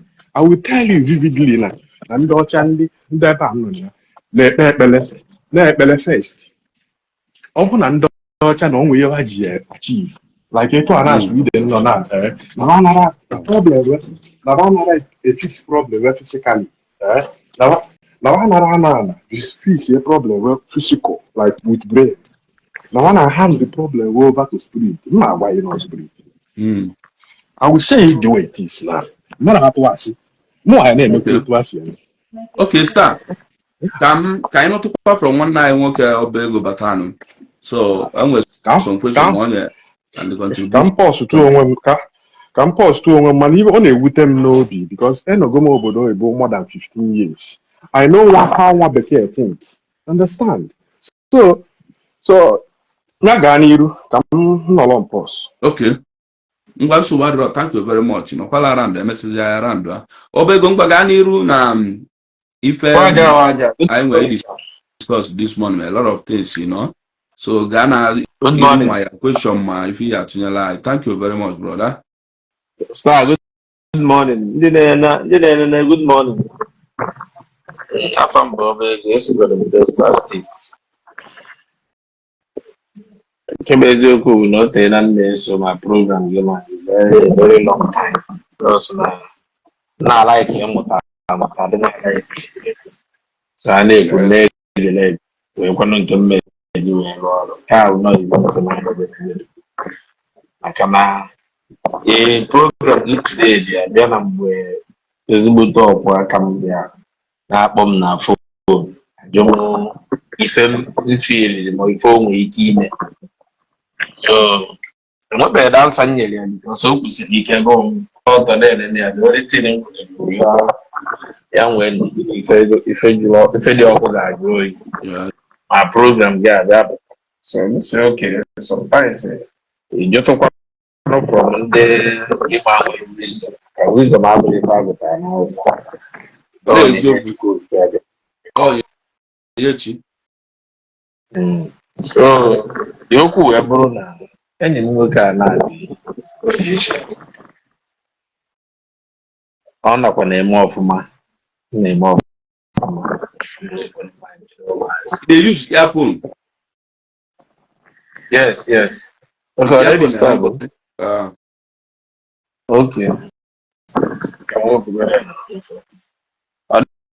Okay now.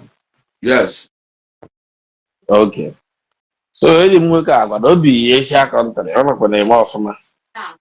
So, nya katna kata na ala holo bom na food sin na da we yo ti ego se again do de kwa so ezigbo enyi ya na uda adịghị ọkwa te ke ne no sin na because I chali ne no sin in December before we naba don't see okay uda de kwa ndị ọcha we ya dey disturb ga semanda but no na n'ime onwe ya ka ọ na-enwe the problem se ke ne no sin na since January ka ọ nọ so many temptation na-abịa so many temptation na-abịa na-emefusi ezigbo ego mana nke bịazi tụziri ụjọ na-abụ na ọ nachiri azụ o nwere onye o kwesịrị itinye ego so onye itinye ego were ego a tiile onye ọzọ ego sinsi ahụ na-ejekwa n'uji okwu ego ahụ ekwebeghị ya nweta ndị bank asị na ndị bank si na ha asọtụgo ad na ya nwee ndidi maka public holiday dị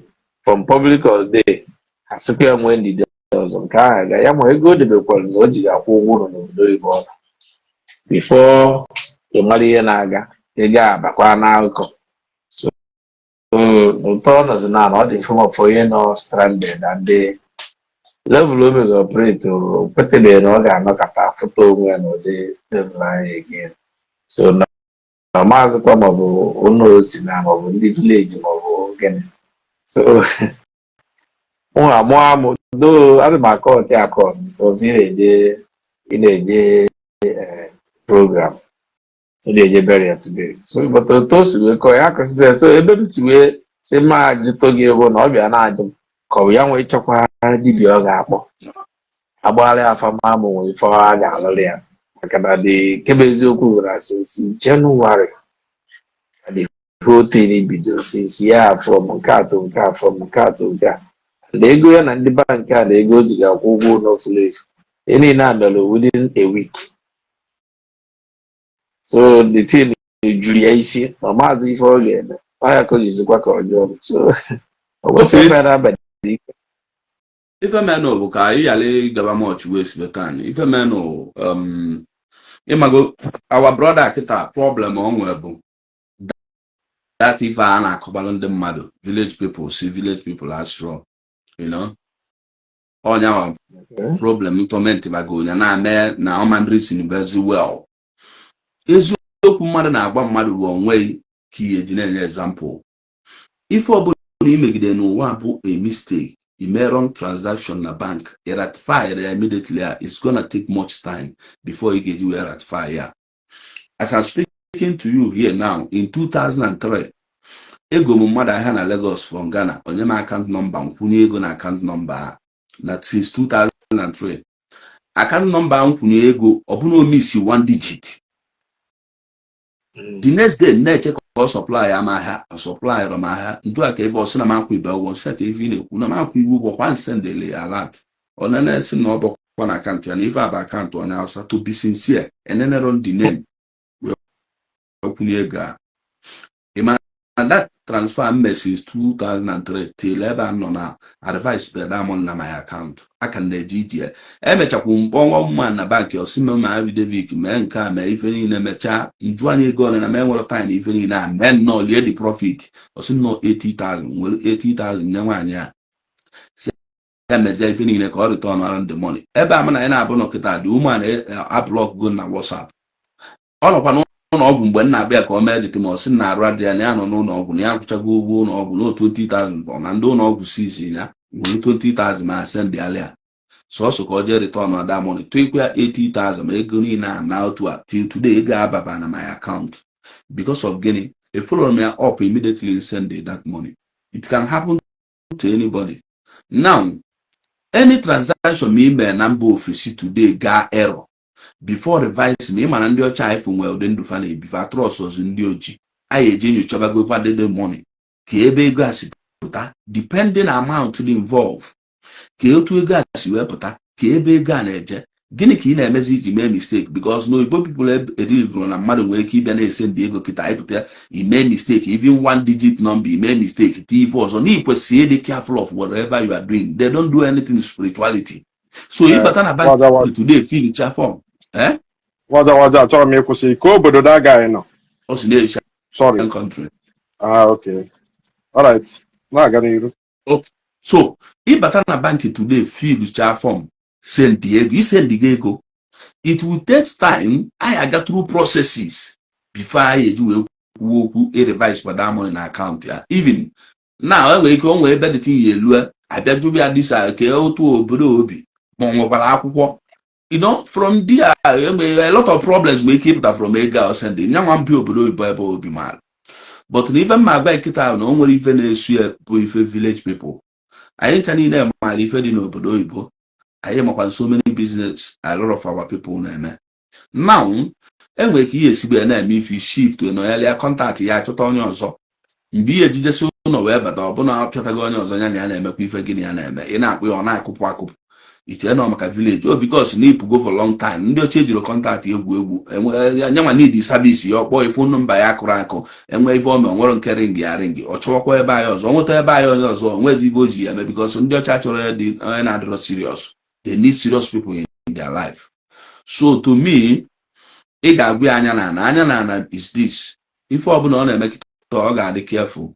ife oge eji wee dị careful na osicha ụlọ wee bata o nwee ike wit iwe ọkụ o ji wee si ụlọ wee bata na ego ori ọ chọọ ka ọ gbaa tonova ka ọ kọva ego niile ori n'ike before you know it ife dị otu eme and ife a mere akịta ebe izi sense ya ga n'ọkwa na ụma nje a lot of ndị be anyị nwere that mentality nọ ya bụ na ndị village people esoro ego m onwe na-esu my brother again here sorry ịma ebigo Malaysia bịa Europe ebigo Malaysia bịa Europe ama nke Asia dị let me tell you ibe anya na-ekwu ebe a na-agwa ndị be anyị na onwere spirit na-enye onye ọbụla nsogbu because ịtụfu nkịta akpị ịgwawa egosi nkịta anọgo m n'ọnọdụ a this guy nọ uwe ị na-ene anya amụ anyị na-ebi eri aka na-achọ balance gọọmenti anyị enyerela anyị aka all gọọmenti nwere power n'ụwa to get things done to give you direction n'obodo a mbi afọ na ndị ọcha dị weak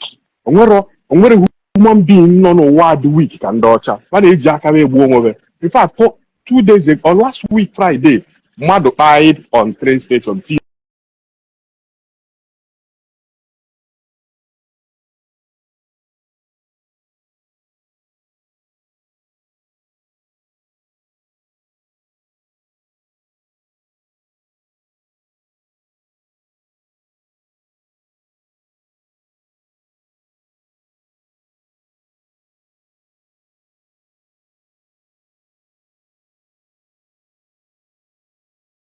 ma n'ebe a kpọọ dibịa na fon ọsịsọ dibịa na-agwa dibịa na-anọkọtazikwu kpọọ m ma ọ na m akpọrọ ya ka ihe ọtazịa o nweziri nke na-awa ọnọkọta akpọ mmazi anụ ọfịs direct ka ọ na-eri m nwanne ị nọrụ n'obodo oyibo na-akpọ dibịa onwe obere ahụ iji ya ejiri nri tata na echi ọ nara gị nya gbaala gị afa iburuzie ọnụ let me tell you o nwere ebe na-aga ya ahụ ọnọlụ in fact ọkụkụ all these Asian country minus Japan and Korea, South Korea, your own.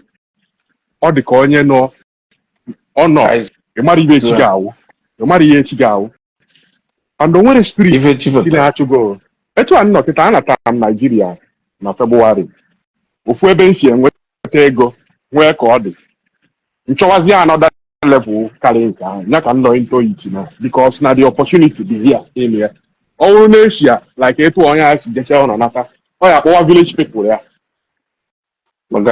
ego m na-enweta n'afọ na-agbatu since njinata ezali ihe onye a na-akọ mana o nwere spirit ọwụ ije nwoke na-awọ nakata ọgakata iru ọgawa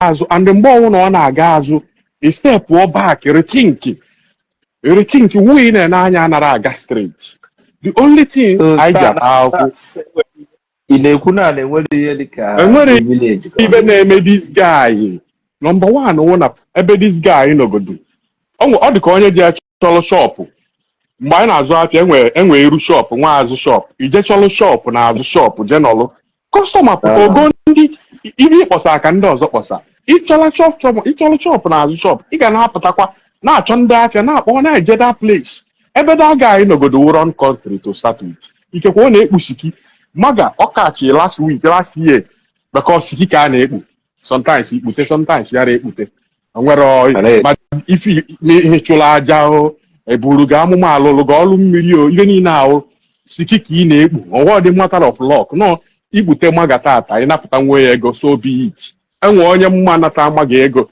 goo moto sinsi mgbe ahụ nata nwuzi maga ego ọzọ ama m dị guy na ọ na-akwụ anyị na first stack ọ na-akwụ anyị na first stack ọ ka na-emekwa ihe ndị dibịa ọ like ya akwa ọ ka na-ekpere akwa ekpere ihe enwe ife ị na-alụ ihe enwe ife ị na-alụ nwa adreesị nwee ibe iji aka ga-emepụta na brain ga-emepụta ọ dị steady nke ha na-egwu na wayo adụrụ steady wayo abụrụ ọlụ ị nwere ike dịrị Lucky bute establish enwe ndị niile mmadụ na-azụ ọgwụ n'obodo a n'ụwa na Europe niile a they didn't end up well.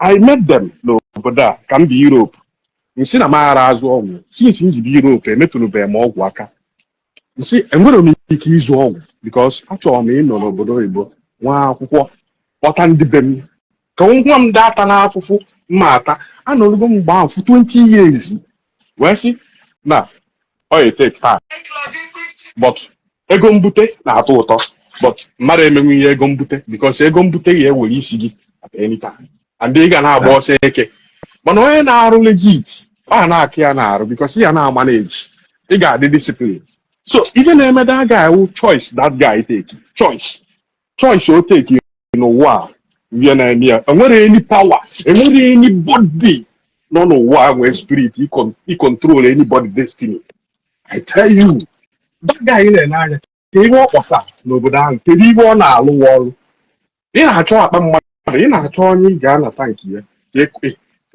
ọkwefu ndị be anyị na-ebunyeche ndị mmadụ asa loka ebula akpati jee ịma mmadụ onye a na-egbu enwere ndị ọya ahụ ịbịa na palị ya ka ịsagharị ya ego ba amago n'ọlụ bikọs alụbụghị ego ya nwanne ya bifo ọ na-alụbụghị ya bifo ihe a ga-eme gị many people anaghị ije ha enwere ndị egburu egbu ka ejebunye mmadụ akpa ebunye mmadụ akpa tibe a na nwụzi ọkwa anyị na online ọkwa na Facebook ka anyị many people ma dị ife a ndị be anyị na-eme n'ụwa niile na-egbu ọkwụfọrọ ndị ekechi na waterproof akpa waterproof na-efegharị first of all mfu akpa waterproof a mfe rie n'ọgwụ mana ụmụazị be anyị eji wee gbaa collateral damage eji wee gbaa collateral eji wee gbaa afịa na Pakistan mmadụ bịa gbaa afịa na Pakistan mmadụ ateke collateral as in shorty echechezi ka iweta ego back iwetara ego ndị paki na-etinye ndị be anyị na waterproof big sack were solotepu that solotepu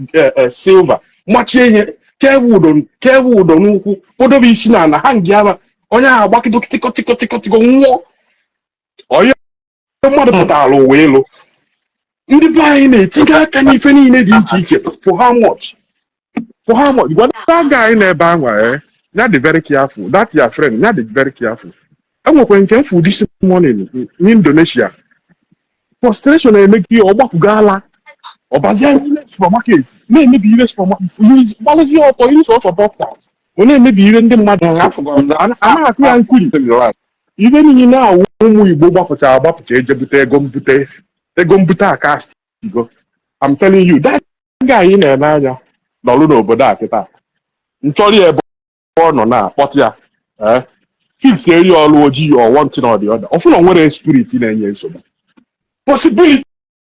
possibility that guy eji wee survive ka akwụkwọ oji kedu ụdị obodo ọ nọ a na-enye ndị be anyị ha akwụkwọ dị ya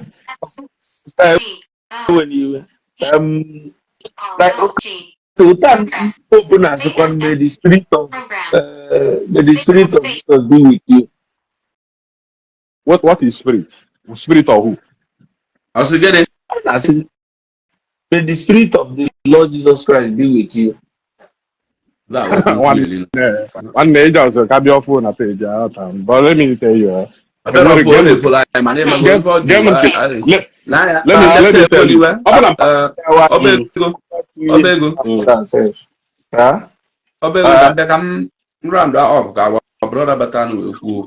Isi wee gbasa ibe staff obego onwe one thing ma gwa bụ truth.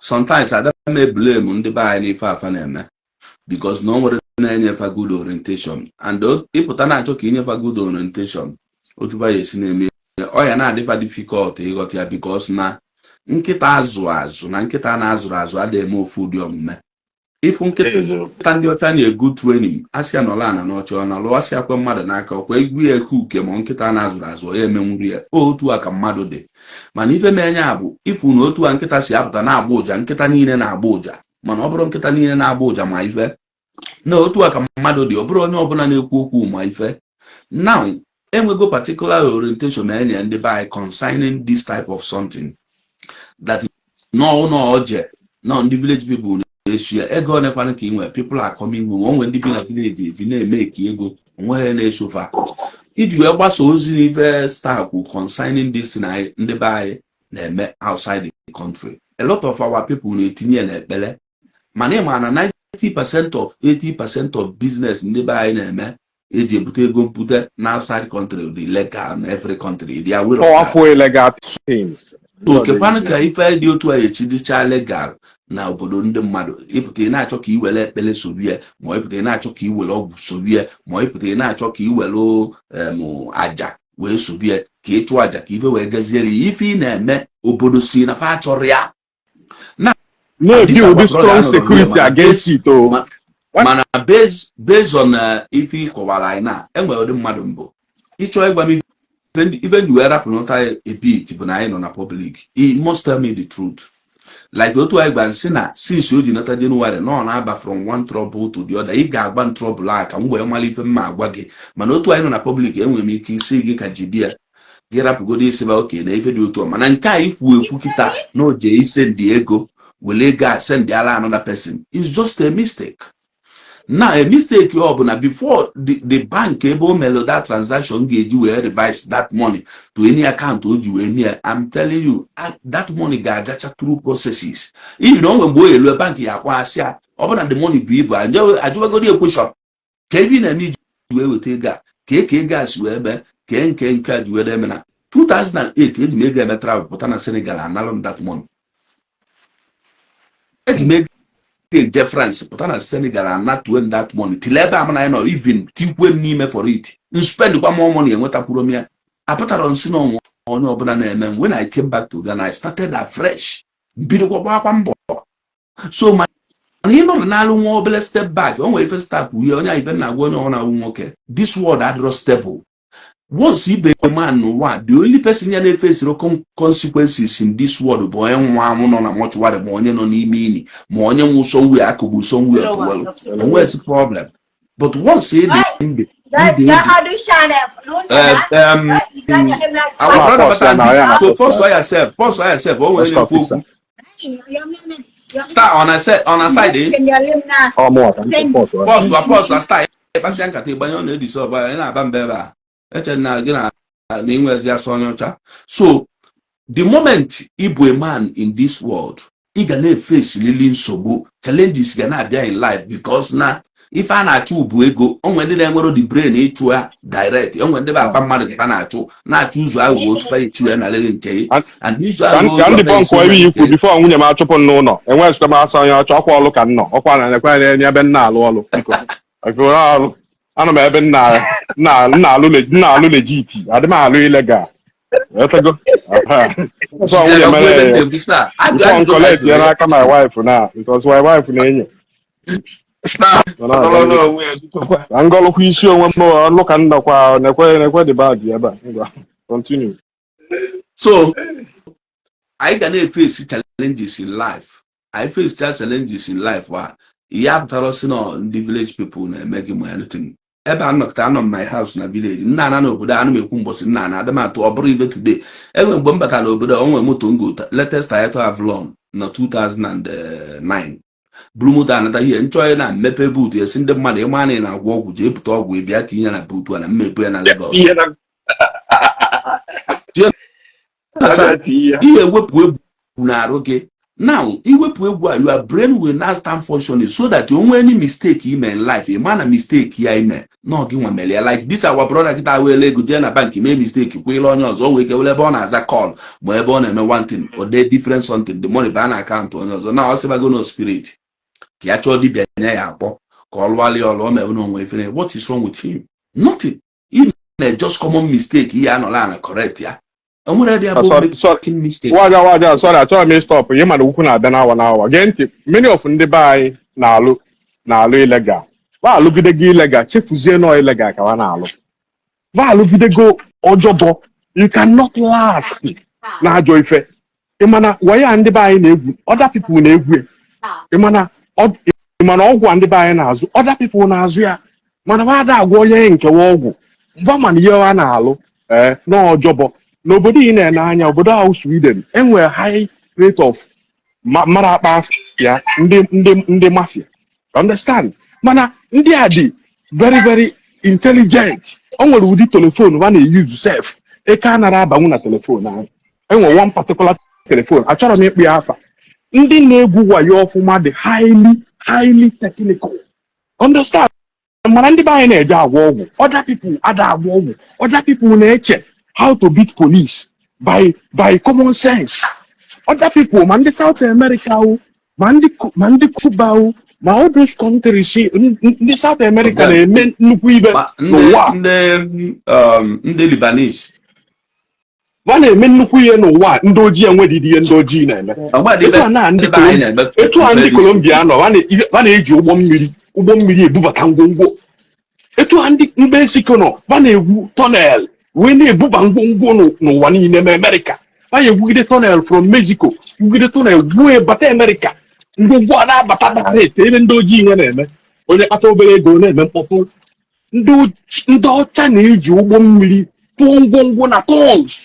Inenekọta ọgwụ ebu anyị gweta mmadụ ndị ebe anyị ka na-eri na-agba n'ike. Ndị ọcha na-ebu na tons ikiriketa ọgwụ.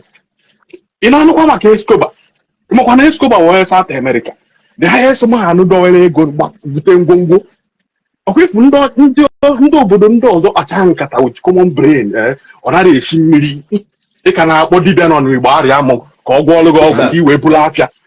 Ị ka na-akpọ dibịa nọ n'ọba ka ọ gwọọlụ gị ọgwụ. Ndị ọcha ihe mafia ka a na-eme nweche mmadụ n'ụwa niile. Ife netwọk ka a na-eme. Ife inside ka a na-eme. Ndị ọcha na-eje mete polisi oyi inside. A na-agwa when to go, when to move. Enwere mba ọzọ nọ na-agwọ ọgwụ ndị na-emesi ife ike. Ndị be anyị ka na-amụ ọrụ. Ndị be anyị na-arụ na-ewelu spirit. Ife niile na-azụ ọgwụ na Sweden nwere egbe. Ife niile na-azụ ọgwụ n'obodo a nwere egbe. Ndị wee ezigbo ndị na-azụsi ọgwụ ike. Ọgwụ awụrụ egwu ụmụazị. Ya ịchọọ ime ihe ike ọ bụrụ ihe ụmụazị. Ife niile na-eme ihe ike n'obodo a mụnwa na-agbatazi n'obodo nwere egbe ọsịsọ. A na-ebute ewe a na-egosi m ndị ojii n'obodo a ndị be anyị n'obodo a nwere obi. Ndị be anyị bụ mmechalụ ka ha na-emechalụ. O nwere onye nwee spirit, nwere onye nwee power ịkọntrol anybody. Mgbe ụdị ọgwụ a na-azụ n'obodo ahụ Sweden nọ na-enweta gị iri acha mmadụ agba gị egbe. A na-agba egbe steeti. A na-azọ na joint ọkwifu ya na-abịa na some joint bịala ọgwụ n'obodo a. Ịbịa ndị nwe joint ahụ agba gị egbe. Ọ ka ịmalụ. So a naghị eme ihe spirit n'obodo ibe a na-emeghị ihe ịgba egbe. Agba gị egbe ọba ọsịsọ. N'isi ka a na-agba mmadụ egbe n'obodo a bụ n'isi. Ụmụazị agba gị egbe n'isi daa one time. Ife a na-emeghị ihe gang ọ bụrụ dị ndị be anyị ka na-aṅụ alasị. So aghọtara m reason why onwego ebe nlu n'ụwa ma na ọgwụ anara alụ ọlụ. Ọ bụrụ onwego ebe nlu ndị convince dị bold enough na-agwazi gị kụzi ama ọgwụ because ama m nye ọmanyị nwanne ya mụbeghị. And onye ọbụla na-ebelive n'ọgwụ sef dị stupid. So onwere onye na-eme that guy na chenjie biznes ọ na-eme chenjie obodo ọ nọ mara na ọ the wrong thing ka ọ na-eme since na ọ na-enye all this years ọ na-awọ Korea does not mean na ọ na-awọ Korea forever. This guy echefugo na ọjọbọ ka ọ na-alụ. This guy na-alụ ọjọbọ ha ọ na-alụ ọnwụ na ọjọbọ ka ọ na-alụ. Keka onye esi wee dịzi anụma ife adọrọ n'ụma adịzi anụma ihe egwu wayo forever. Ị ga-egwu wayo forever. Ọnwụ na ọwayo ka ị na-egwu. Ị ga-ama na ọwayo ka ị na-egwu nwee taịm ọ ghara igwugide isi na ibe ihe na-eme na ya azụ eme ya chọọ ezigbo ibe ihe eme. Enwetago onwe m ebe a na-atụ ọrụ mmadụ na ọrụ a na-atụ na mmadụ eji enwe mmadụ ọ bụrụ mmadụ niile tụọ ọrụ ji ebi successful. Enwere ndị tụọ ọrụ foto ihe ezo nwere ihe ha pụtara aka na-ezuzu anyị na Malaysia. Nwee ndị tụọ ọrụ tụtapụta something ọnụ na-ada afụ ya. So that guy na-akọlụ gị na a na-achụ ya na village ọnwa kedu ihe ọ na-alụ ka ihe ọ kpọsara ọnwa aka ọrụ ọmụ na-eji ụmụ aka ọrụ onye bịa saịdị a gajee America jee Europe ebe a na-alụ ọrụ ọrụchazi ọrụ ka a da-akwụnye ụgwọ at the end of the year at the end of the month. Emechara si ndị be anyị emechara si nwanne village people no stop me collect ya kparị obodo a. Enwere m paspọtụ obodo a. First one mega expire, second one can the third one second one na came expire. So ka m rapụ ike itite ọnụ bọtụ o nwere spirit jiri aga and mistake ọ ya eme. Ịma na most people na-eje ụka not because na ha nwere problem ka ha ji wee nọ n'ụka. Most people na-eje be dibia na because na ha nwere problem ka ha ji wee nọ na be dibia. All this particular thing na-eme this guy ka people ji eje na be dibia. Yes. Oluodi akịta edokwecha eri echi ọtụ aja depending onye nke onye isi.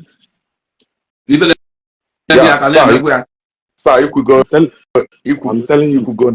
Ọkwifu etu anọ kịta edokwego olu m chi etu ị na-ere m anya edokwego olu m chi m achụgolu m ajara emechago m ibe niile a until I receive common sense begin to use my sense.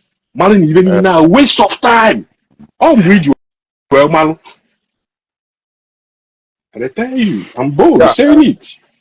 Ihe dị ebe ahụ kịta abịa ọzọ star ekene na gị mgbe Jack ekene ka m tinye obere ọnụ wee gawa ebe nna gị ghọtago isi ihe dị n'ihe a bụ na a sị na ntị ga-anụ ihe anaghị aha ka ogbu ata ịghọtago anyị etiwego mkpu ihe a nwaanyị etiwego mkpu this very thing for a very long time ịghọtago mana the problem na anyị nwere bụ that na ndị be anyị achọghị ịrịpụta n'ime ihe ha nwere ha for long time. Ha achọghị follow the trend, follow the world as the world is progressing. Ịghọtago? But one thing na ndị be anyị dey receive sense by force. Ha need to receive sense. Ịghọtago? Now let me tell you something. If this year our brother complain though na onyechaha just as one just said onyechaha details of but because of public no problem. But I got a area on again. Yes. Let me tell you something. You can't be in a wrong place and expecting to be successful as someone who is in the right place. That's not possible. Yes. First of all, the guy in Asia, and you and I know that in Asian country, Japan or Korea, I don't think they were every other place in where you can see them wherever job opportunity. Taiwan, Taiwan, Hong Kong, Taiwan, Hong Kong. I've gone to Hong Kong, go to so those two places. Man, need the Akwa Taiwan, need the Akwa Hong Kong. So now that very area, and now if one at all job on him, that one fine. Now, you compare somebody in Europe who were steady work. Every day job in a week or 2 weeks or a month, depends on how they pay. On all the good sure that now current concern every week or every month, they gonna salary and have an account here. So by then the person ya condition his own way, condition his expenditure. Marco see fixing his life gradually. But only in Kahagara na fast learn. Only ike ibuzo carry onye nke ha nwere steady income mana at long run o nwere ike at the middle of the road or cut or stock ebe ha onye nke ha nọ na atụ na-take small gradual nwere steady income apụta overtake ya ọ dị aka sno ndị ọdịzi onye nke ọzọ ka sno ndị iro na-achụ ya. Now let me tell you a story. Sorry. Anogo m obodo a for many years since 2010. Ịmaka ndị polisi si achụ crime n'obodo a. Ịmaka ndị eke obodo a si achụ crime. Ndị eke obodo a na-achụ gị, ha ga-achụ gị for many years and ba ya enweta gị. Bọsị a ga-achụ gị, helicopter na-achụ gị, machine eke ọkada na-achụ gị, nke a na-agba gị ọsọ, polisi a na-achụ gị. Ladies junction kịta na. Ọbịfụ junction niile gbada a na-achụ gị with radio message. I enwude gị ibiri n'ụlọ a na-amonitọ gị ebe ibi ịpụọ amalụgo ma inwe ọrụ ma ị nwere ọrụ nwanne a ga-enwude gị onwere onye na-achụ na-eme crime n'obodo Igbo na last for very long time from 1 year to 5 years aka ga-akpalụ gị. You cannot succeed with crime n'obodo Igbo menye for some time rapịa ife niile na-azụ ọgwụ n'obodo a ama ụva ụfọdụ nọ n'ime ụfọdụ agbago ọsọ. Enwe mgbe ndị be anyị kwotere n'obodo ahụ Sweden from Italy, Spain, eke wee nyebe 2 years wee sachara niile. The same thing na Norway, ife niile a na-eme n'iru m nwee seti bịanụ n'obodo a ife a na-eme mkpọtụ na-emekpa n'ọzị ekpochego emego clean up. Village people na-achụ ya. Which kind of village people ataga afọ? This thing is typical example of what happened in Austria years ago. Austria, because Austria is like ebe a na-akọrọ ego ndị n'obodo. So ndị be anyị, especially ndị etiti nọ Italy, wee nyopu Austria, wee ju Austria, wee were gbongwo fie gbarisi every Austria, eke wee mee ha ọsọ wee tipịa ha many nọ n'ime chi today. Ịghọtago? Now o nwere ihe nchọrọ ịkọrọ gị ife a na-eme onwe ka ihe si wee chekie mmadụ na be anyị feel na o nwere ihe na-eme ma ọ bụ our people achọghị ime understand that na anyị na-ebi na physical life ebe nwere reality. Yes. Ha achọghị ibe accept that na in this physical world life mụ na gị nọ na enwere ife a na-akpọ element of life and it must be every human being gonna encounter element of Every this very blessed day life. and I encounter. So onwere ihe mere that as a living human being, you live your life from January to December. A happy count any good or bad in your life. Yes.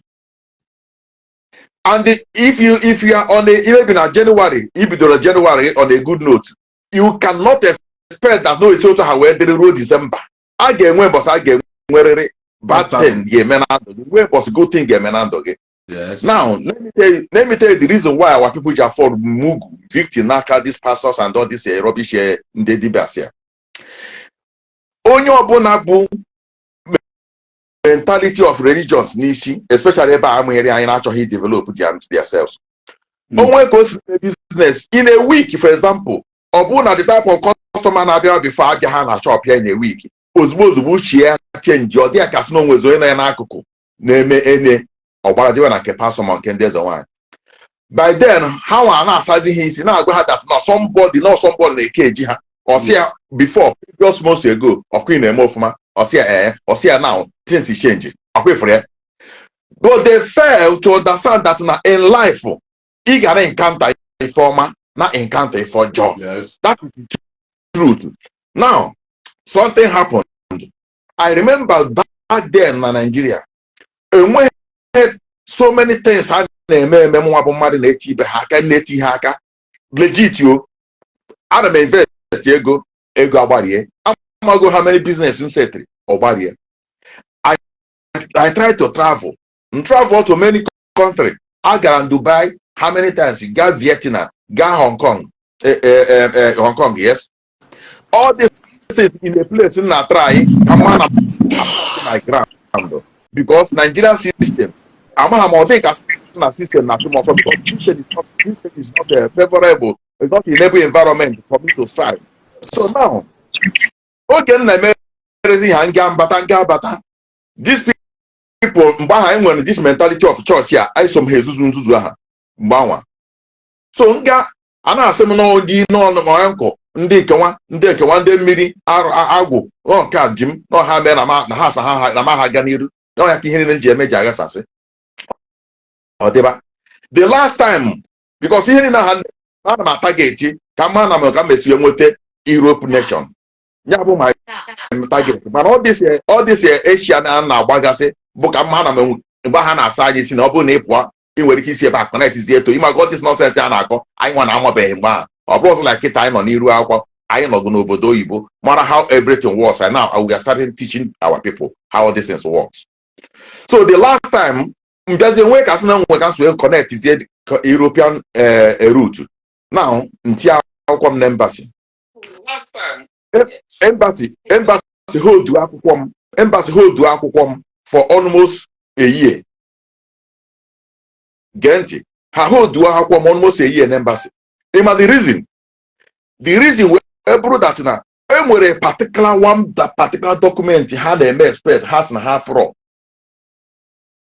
So it was when they get back to me ka ha gwara sị na ihe ha chọrọ na every other document adigo iwefu that na Westerners the life abroad about ọgwụ or about Bible na churches or whatever religious.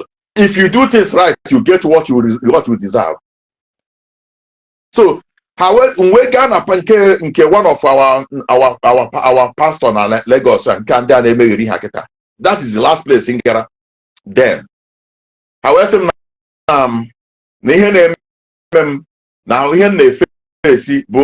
near success syndrome, spirit of near success syndrome. Have I get the baptism and them immediately.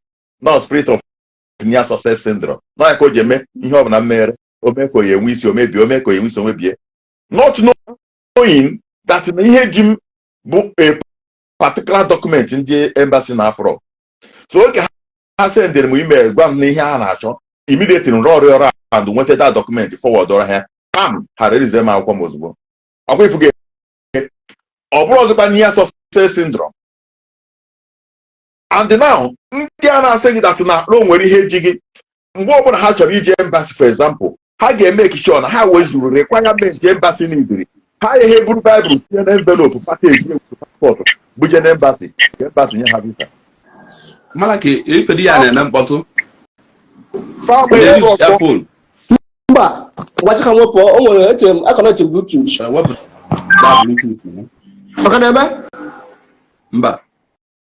Okay. What is okay now? What is okay? So now, those Indiana our people is here. Monday is the wine, Monday people and the pastor. When we have to now official, Fage make sure how with the requirement of that you have to put that more brew that their handkerchief, more that their oil. Good that thing, that thing. Now, what am I trying to say now? Europe here now. Everybody know Europe here now. Now practice pastor. Do you know that hand channeling now on Sunday, family shift, they don't go to their church, everyone church, higher goro. Do you know why? Because if you fail to go to work here, you can't get that money. And not on Nigeria, higher free money, they will not go to work. How as a pastor, very full-time job. One Sunday, I get my friend here. One of the pastor, one of the pastor, nada governor church here at times. One of the pastor, on our walk along, or from Meko here on Sunday, Mboje preach in a church here, or from Meko Yebu so Oya Keneya. So Mboje here of no Haga church today. A second pastor always preaching at that place. Or say no. Now when working with a football match today, that day, and when working with a football, because when working at bubble or over and when a bubble here. So now they take you when working a football match. I pay forget. Now, football are the very important career church. Because football will bring money for him. Football is a talent, it's a skill for where. So abandon or make church abandon on that day. But over on Nigeria, that thing will not happen. Now, the same people I have here. Oh, when they now see that in a prayer, can't give you any business. As well as business. More in a roar, as well as a roar. Every morning, so don't put on online. Better quando to party is Jedeza. Unebera kwa yara can get na social media. Ono yechara imeti binye. Wa hochini ki when a chop we be in a business well. Just whatever your human intelligence, your strength and your effort, calls not for business of the day. But we get no already in our quarrel. At the end of the month, daily money ya no to aha soro beba kwa maybe here na here me essence of film chakwa ha whatever that your strength natural giving strength jekwa hustle akwa ha genye ego mana unu mecha that na anwa onye unu mere that na aso no nye ego nye unu nye physical money unu tight and offering physical go we solve what physical need here because we are living in a physical world then una put your hope believe go one emi here ha na akwụ 50,000 naira salary na ebe na arụ ọrụ every month. Ibechara ihe ahụ ị na-eme ka ọ gwa ọnwa ha gụzie instead inye 50,000 ahụ enye ha 100,000 ọ na-eme eme. Ọ bụrụ na go ebe that mere somebody gba nka mmata. So ihe na-ekwu this morning bụ na ndị bike kwesịrị receive sense. That our brother na-ekwu ihe ọ na-ekwu o nwere anything na-achụ ya ihe ọ na-ediri m ebu change position ya change ihe ọ na-eme restructure onwe ya. Life is full of obviously attack this guy because that guy in deep all salasa ka suffer from most of our people are garantied with the kind of presentation everything is on the mind. It's on the mind. Once your mind is free, you are totally free. Most of us akụla anyị ga na brain akụ share na brain anaghịzi akụ share n'okwu ma n'aka all brain if they can cage your mind they have caged everything about you they have caged your life they have caged you akụ gị ga na brain akụchigo gị everywhere understand mmadụ one both successful people and non-successful people na Nigeria mana onwere spirit inwe ike. Many people can believe in the sickness. Many people believe in a sickness. No matter send ụfọdụ nwere diabetes, but I believe will not spiritual sickness. Understand? Even the buying na suffer today, even the buying na suffer generally na suffer today. Oh, the kind of preaching, the kind of belief, because iwepụ onwe gị ma na problem na abịala onye ukwu na onye nta, no physical things, no n'ụwa ka anyị nọ. Then iwepụ onwe gị na that type of thing, chere like this, my brother, nsogbu gị agago, as in ịgbanyete go, you have gone far little bit, ifuzu efe for your problem. Obodo ọhụrụ na nwere ọ na-asọfa, mana I believe na ndị na-asọfa the most now ndị ojii, because na cage brain were cage most of our people's brain, and they sit down every Sunday ndị cage brain unu, and na cage unu the more. In fact, when our service is the brain, a cage is a cage. Understand? Since you man a spirit, enwere ike, can you wait free? Even when I remember now attack Korea physically, and then what the result physically. And whether anything concern spirit, concern this life for ID, spirit and what power, anything. And how you roll it. Nwekwa ike na-alụ regito na-alụkwa ọjọbọ, mana gị mara ama na mbọsọ ọnwụ na-enwude gị n'ọjọbọ ya na-alụ ọlụ gị ga-akụda dị aka na abọ ga-agụghị ofu aka mara ya o nwere ihe unu ị na-egwu wayo mara na ọwayo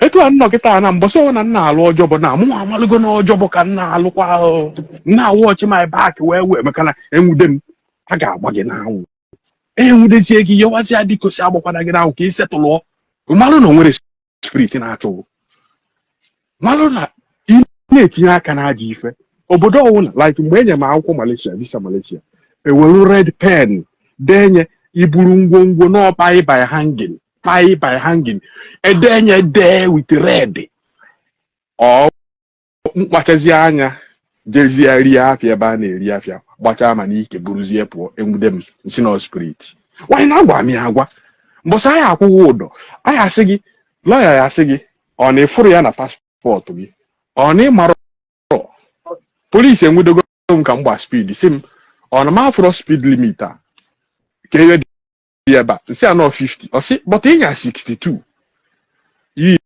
nsị oke ị ga-ana m laịsensị ọ sị mmadụ anaghị laịsensị m ga-enye gị fine onye m fine nsị a thank you na ị narọ laịsensị ọ na obi lewa ya ọ na laịsensị nna m ara ya moto 2 months adago m iwu na m adaga iwu ọnwụgo mbọsị polisi nwude ebe nna anya ka onye isi adọrọ mma wa onwude m ibi polisi a na-achụ ma marọ nnọọ polisi because obi civil ka ordinary ka na-enye ya middle finger fuck off amarọ nnọọ polisi tele ọcharazịa m ọkụ charazịa m blue right red right kwụsịzịa ntụgharịa asị that day asị ntụ save m nsị a na nwunye m nọ n'ụlọ ọgwụ na ọ na-achọ ịmụ nwa thank God na mgba wedding ring that day ọ negidezie nkude eluzie sizan jebe use your head na your head go save you from shit ọkwekwu mgbe ọnwụrụ ịdaba na nsogbu ikume ume chikuo ikume o nwere ihe nna ada eme mba na problem gasị gachi echiche ozugbo only echiche iche will save you from that problem many times ndabago na nsogbu nche echiche o save mu or sometimes self my brother ife ji ndị be anyị na ndị be anyị anara echiche a na-ebelieve ihe niile na-emewe ụlọ aka spirit dị na dati mmadụ ji ịmụ nwa n'ụlọ ọgwụ dọkịta emere ihe o suppose ime asị na spirit nwunye m dị ime mgbe nwunye m dị ime mụọ nwa ọmụ na-efoli ya bọmba to bọmba mana ọ marọ anọrọ m na Naijiria bata anọ m hia ọ chọrọ ịmụ nwa ọ chọrọ inye m stress ọ marọ na mụ nwa adịrị ime the more stressful than ha dị ime ọ marọ nchiri obi n'aka maka ama na nwere spirit onye ebelivuru na spirit na aka adị careful than onye ebelivu na spirit enwere spirit nchekwudo na-ebe ekpele adị m alert were ego dowe maka operation ime wee mee nwunye m 11 hours wee si dọkịta waa nwunye m afọ straight ọ na-asị m si ya nwoke m waa nwunye m afọ straight nwunye m na-asị ọ na-ịnara anyị ihe dị m na-ekwu ọ na-ịnara anyị ihe nsị dọkịta onwe eme nwunye m bata mgbagbuo gị straight waa nwunye m afọ straight achọrọ m akụkọ what is the problem awa nwunye m afọ kupụtara m nwa maka na m nwa anara ekpe ekpere ada na-achụ aja akwụzigo m ịchụ aja by then anya na-afụ jee nye afọ jee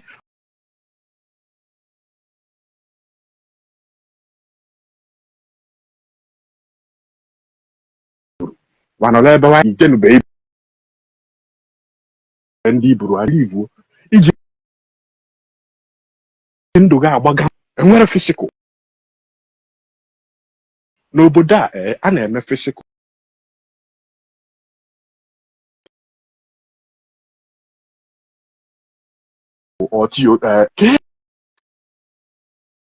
e were akwụkwọ mmadụ ga na-agụ ị gaghị na-eme practical aspect of it nọ mmadụ gụchara sị gị na ọ ji eme one year IT na bank ihe ahụ practical akwụkwọ ị na-agụ baịbụl ị na-agụ ibelivu akwụkwọ baịbụl ibe niile ede na baịbụl wee were ndụ na-agbaga mblin nwunye gị dị ime ị ga na-amak nwunye gị malụ even ụfọdụ nwunye gị dị ime ba nara eso nwunye gị eje ụlọ wanọlụ that day imebe nwunye gị ka ị ga-emechi shop jee soro nwunye gị jee ụlọ ọgwụ maka na ndị dọkịta Naijiria believe in spirit also esolugo nwunye nje ụlọ ọgwụ nọọsụ a na-asị m nọ Chineke ka ibe niile dị n'aka si nwunye m bịa ka isi ebe a pụọ na onye amara ihe ọ na-akọ onye nke a na-alụ ebe a na-akọ maka God na-apụọ ka anyị chọọ onye chọọ ya alụ nwa ọrịa onye a na hand things over to spirit na mmụọ onye agha akwa emenwụọ nwunye isi na m ebidogo isi a biko na onye a chọrọ ịlụ ọrụ na spirit ya alụ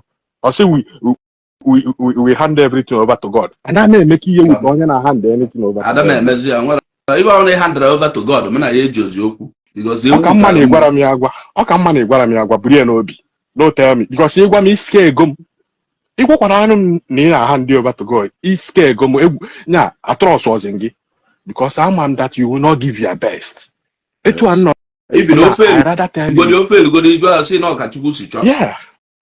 tell you I will do my best ịgwa m nsị I will try my best odo m anya that you believe in yourself and you are ready to try your best than telling me that no Chineke ka ihe niile dị n'aka olu m ikpuwa gị anya mana olu m ikpuwa gị anya mma jos kwụile onwe m ugwu mana dị iwe ga na-asụ m ọskọs n'obi my brother most of our people anwụgo na believing spirit or using their life wee na-agba chacha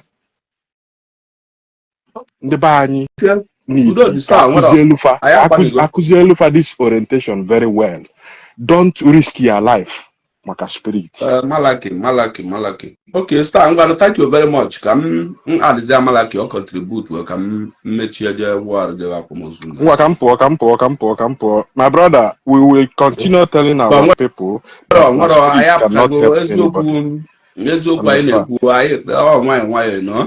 With time, a lot of people are unlike that time and the man now matter. A lot of people are matter. My name go eziokwu anyị na-ekwu bụ na ị na-ekwu ya ka ndị mmadụ esi na-amata ahụ na vaya na-agagharị n'ụwa na encounter all these things anyị na-ekwu na-afụ na ada enwe positive answer towards that area va na-aga ị na-afụba ị na-ekwuzi okwu ebe ọ sị na ife ahụ na-ekwusi 2 years n'otegokwana mfe anya ndị ọ babago m ntị na ahụ so I am stop rotan I just stop echi so thank you very much Star. Malaki Ghani, please see na bottom mana ka I manage ya ka igwe your opinion ka m wepụ a. Okay, waja na-ekene ọha na eze na-ege anyị ntị. Finance na ga-adịrị ya na mma ka echikwa ya zelu.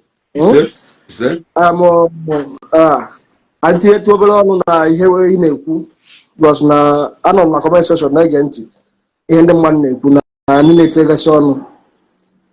First of all, based on nwanne anyị nwoke bịakwuo si na ya na onwe ihe na-eme ya anọ spirit something ihe spirit ya bụ ihe so ji ndị be anyị n'ọrụ tata onye ọbụla believe in spirit in years back ka m refer to something years back mgbe m nọ bọs ejigo m Dubai mgbe m nọ Dubai o nwere ndị be anyị na-ele mmanya na street ha debute mmanya na street but so anọ m with them. Even common mmanya na-ele na Dubai alcohol people ndị be anyị na-eji agwọ ọgwụ na-eji agwọrị ọgwụ. So yes. So mụ make experience. Mmanya Dubai ife a bụ nga na.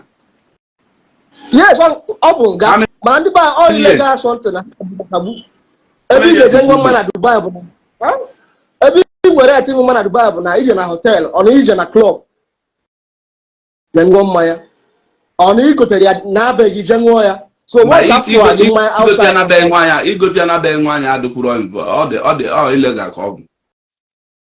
Enwe ike gote ofu ma ịbụa nwụọ mana ọ ka ya ha na-ebu amụ. Ọ dị illegal. The only place where the license you nwere ike igolu mmanya dị free ị na-abịa ịṅụ anya abịa maka ba nwere scanning machine va na-eji ka amala ebe igo dị mmanya. Ọ bụrụ igwe mmanya n'airport ị na-abata igwe na duty free n'airport. Can easily take it home ịṅụ amọ na ya hotel ma na ije na club nwanya. Mana ọ bụrụ na igwe na Jiman wee buli ebe abata wee nwere.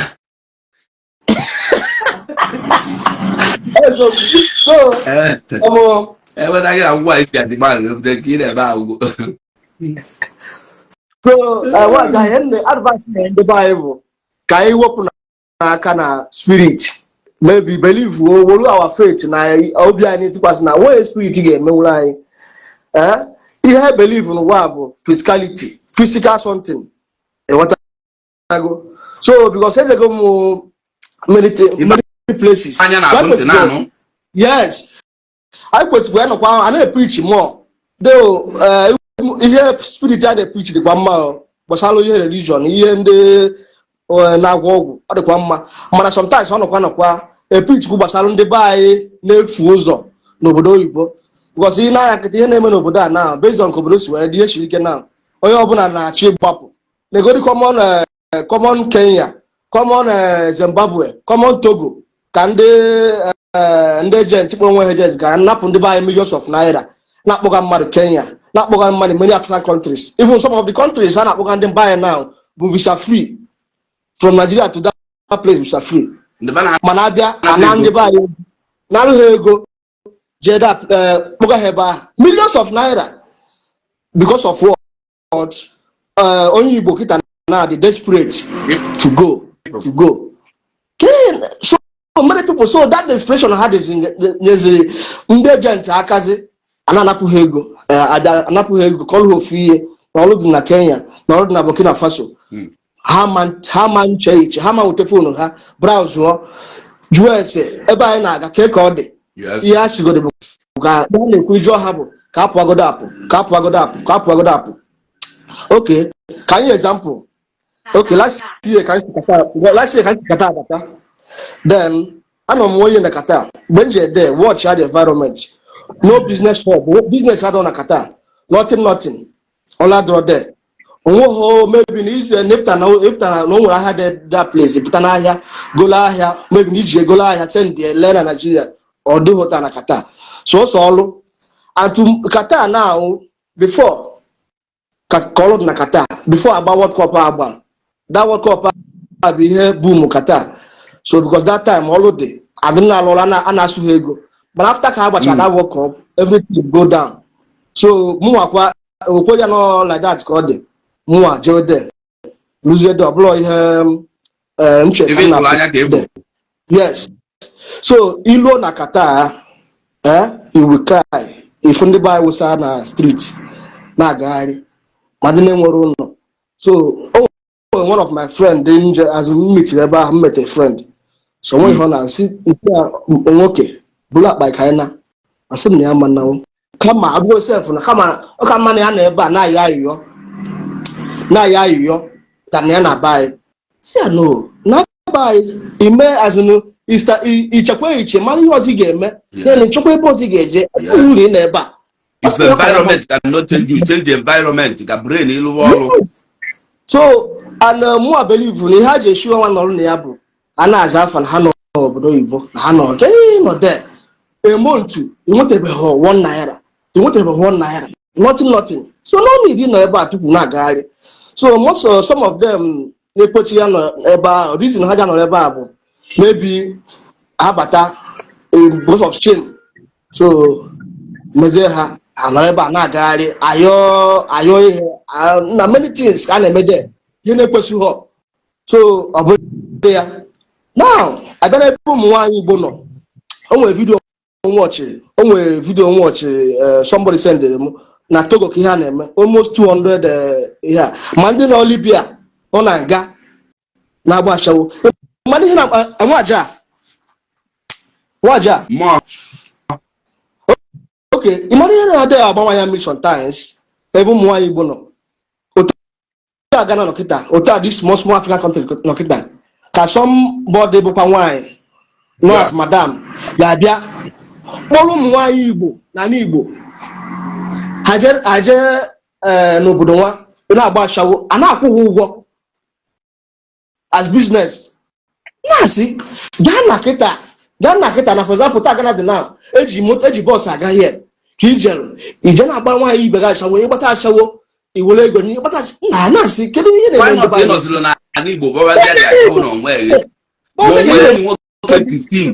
ma onwe enyi nwoke 15 amara m ibe na-eme ndị a na brain ọ na-aga nnọkọta na-asị why all these people are not thinking ọ bụ na mbụ nwaanyị today kama mma agbakwa ashawo n'elu ụwa Chineke wuwe m kama nwee enyi nwoke 20 mmadụ dị ndụ a wee pụta wee kpọrọ isi ka ya kpọta Ghana na ya kpọta Ghana ka ị na-agba akwụna wite ike gị nweta ya na-asụ abịa asụsịa ya bịa wele ego asụghị na-abịa jede nwaanyị ụmụ nwaanyị amụrụ some of them ọ bụrụ ofe ncha niile amụrụ m ebe ụfọ ọnụ mmadụ dị ndụ ekwelu kpọta Ghana waịlụ n'ife anyị ji agba ashawo ihe eje nọrọ n'ala Igbo na-agba kama ị nọrọ na vileji na-agba dị ashawo na onwe gị dọnwere na mma ya kịta ịmara ụmụ nwaanyị be anyị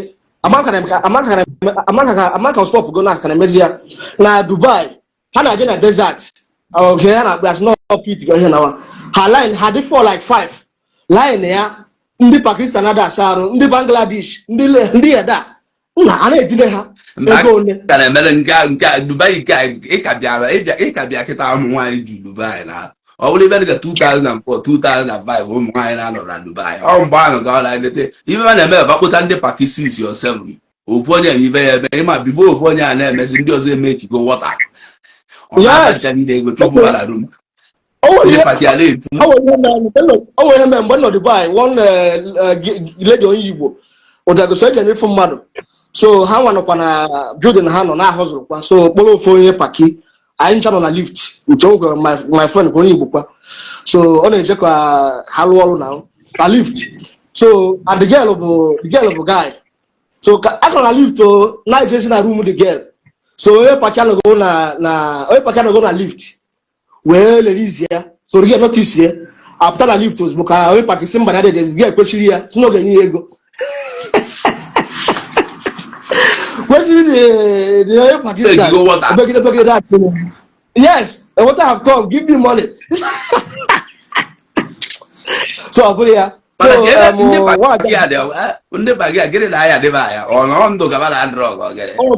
because yes, maybe spaghetti, full sugar. Now see sugar. Spaghetti. Many things can and sugar okay. So all that okay sugar. So Patrick because okay. Patrick, thank you very much, Malaki. Okay, you know, we have to continue. Yeah. Thank you very much, Malaki. Okay. Patrick, yeah. Morning. Yeah, I'm on phone. Sorry. That's it. We enjoy if we Masalo here this one night okay with Amaka enemy. Oh, you name what experience mana experience so well one na we so very hopeful come on here man you na do to man you to and you will look ruby na do anya ozu ka say here na because of that orientation ahụ enyegoro anyị na nke a na-eme nọndụ a na-eme gị nọndụ ọzọ na-eme I could remember 2011-12 my cousin sister gwa na-atọkwa n'ọkpa n'ala Igbo mejọ na nke TV Joshua because ebe ha na na-egwugide na-egwu ịmaka mgbe ahụ ekere imeri na eyigidere m egwu echekwa m debe nnata abagode agbagwo nke mgba krismas ebe ahụ krismas ndị ọzọ na-agba na nwa niile ndị gba krismas ebe a ka m na-agba krismas 26 anabazi m ala Igbo mana at the end of the day wee gụkọrọ ma mmiri 5,000 a achịkọrọ m ịnọ ha 20 ụmụ akwụkwọ na line ọgwa na line ya afụ ya akwụ ebe ọkwa obere line enwere m experience m nwere ebe ahụ ọja awaji experience m nwere nkịta iri isu abịala m wee Nnamdị mechakwu ikwu Nnamdị ka na wee nne m 24 wee saa m nne m anya wee saa m ka m na-agwa gị ịmara njebe ejebe na nnaba anaba eje m were stika nata n'obodo a machịkọta dọm stika bụrụ m n'ime akwụkwọ ma cd ahụ a na-enye ana m enene mana ihe na-eme mgbe ahụ kwa ndecha bata dịka na distance na-eme just like you said kọntaktị bụ ihe dị ike na-anọ na ya ọ bụghị ha na ịnọrọ ya ịbata ihe nwere ikike mba atakwazi etu a nke na ihe niile na-anachikwazi azụ na-asịkeri ọ dịkọtọ na-achụ na ọ dịkwakọ ndị taa n'ụlọ bata ihe na-eghọtazi ntakwa n'ụlọ bata just like you said etu isi wee dozi ibere ka ọ ya dị kọntaktị ya ọ na-agbara ịbịakwazi ya iji na-esitekwa obere oge na-azụkwa ịnakwa ọ dịkwa ka ọ gbadakwa so ihe na anazi ọwụdadịtị na na-emezi n'obi na kedu ihe na-emezi n'ihe a ịghọtago so o nwere onye naghị enwe that experience just like you said ya idobe ndị ọcha onye gị na na-emepe ihe ga-achọ ka mgbe ụlọ ụlọ idere ị ga-afụ ya ọ ga-afụ ịghọtago ọ bụ na ị nyere ya ịfụ na ndị ọzọ ọ ga-achọ ndị ọzọ ndị ọzọ ya abachi ozugbo abachikwa exactly so ihe hapụ ndapụ ihe a megide m to the extent na emegidezi wee bakwe mee mụ na nke oge m na-ebe were mistake gị chọzi inweta the last akwụkwọ m for nweta akwụkwọ nweta na wee mee mistake m na ọkwa jos na o nwere akwụkwọ nkwesịrị itinye mana enwere onye mgbe a wee sị m na onye mere wee sị m na onwe nke anyị ya mere nke na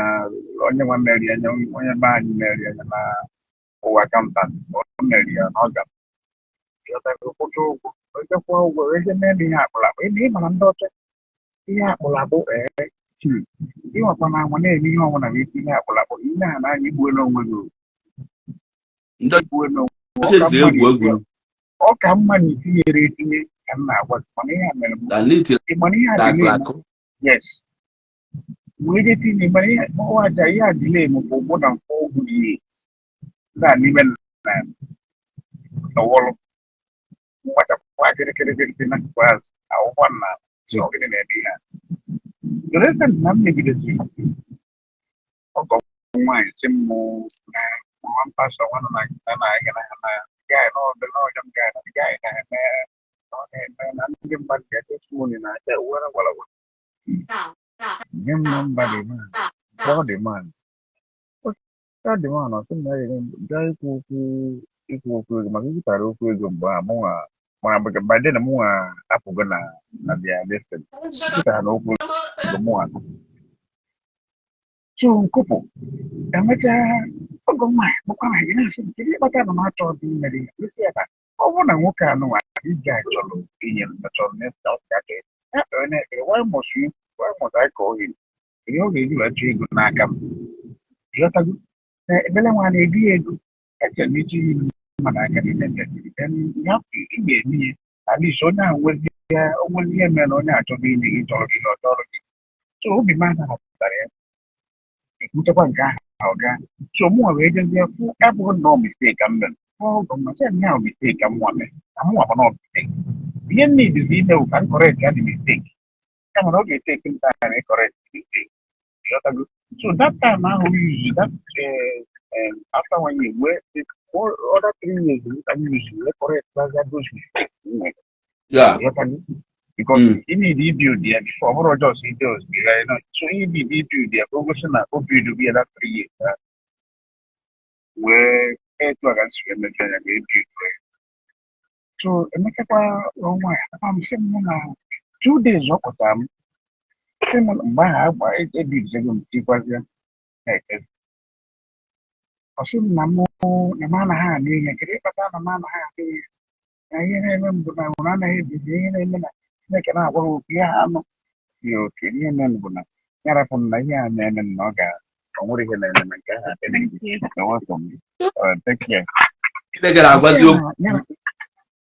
ee isi ya na ọ na-abụ na o nwere onye Chineke ga-ama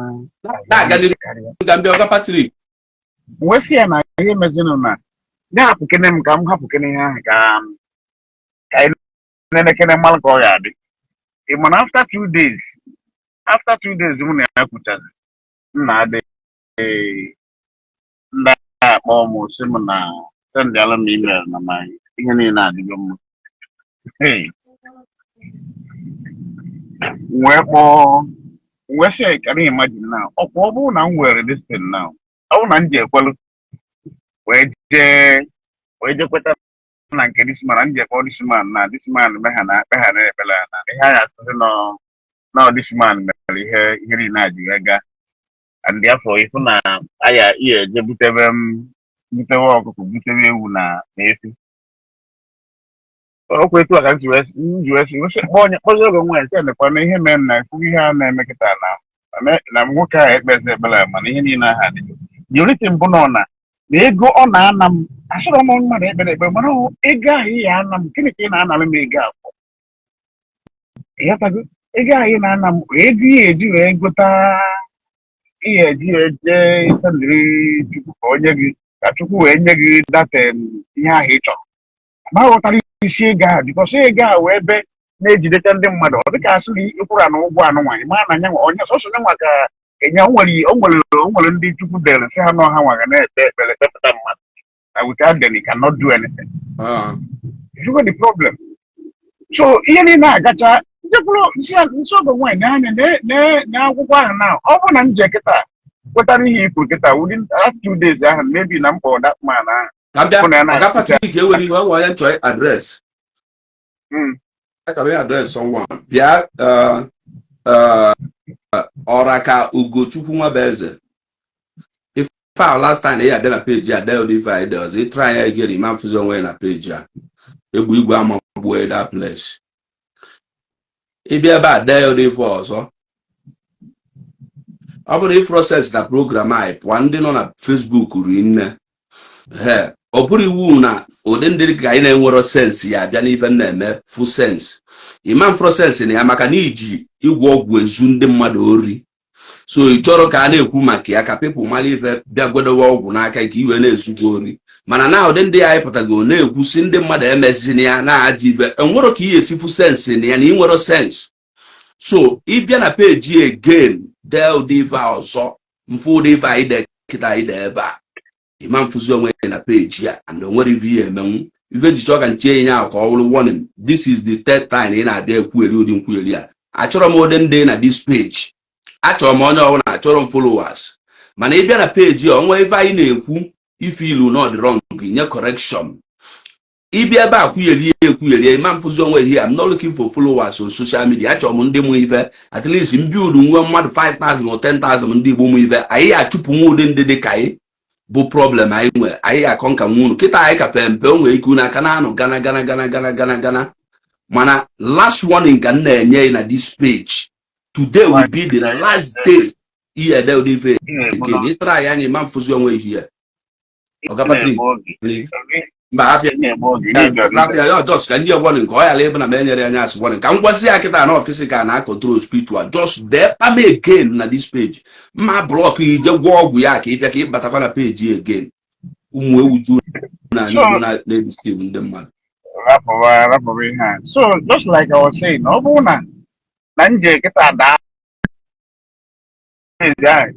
ihe mere within 2 days after 2 days mụ na ya kwucha nke a ka ihe niile ihe m kwadoro ji ndị were send ihe niile wụ na everything ma adịgo okay atụwala m agwụ so you can imagine na na njele eme ekpela ihe anyị ekuzi wee weta ego ahụ wee emecha ekpele ihe anyị ekuzi na ọ dị ekpele na anyị ga-ebutere testimony na mgbe a ka anyị agwana gị na ide play the show ọ ihe a na-ekwu mgbe na ọ na-awụ kwura n'ozugbo kara na pịam na ọ naghị egbu oge testimony Ocean Nando Bodo, you gonna be able to get this morning. It's only about what you refer them today. You understand it? When I say no, now my melum. Ah, mistake, I have to correct my mistake. No, what do you mean? But Yes. also have one big liberty that kingdom come now. What are you? So it happened to him when nobody have visa or me over that. Jamaica made 2 times. It refused, and then where is this now? He refused doing a because I can't see any view there. So if you make them it just rush shows, but I got rush. Now what I did now, see no bad rule, I'm was there any workable lawyer or medicine. So no one way on that believe but on that every morning Hannah and Kent so Monoga when you work a lawyer, simple to call you any no where them one over. Wage the na we to na going one after the other. We every mistake in our teacher say sham another year. And yet on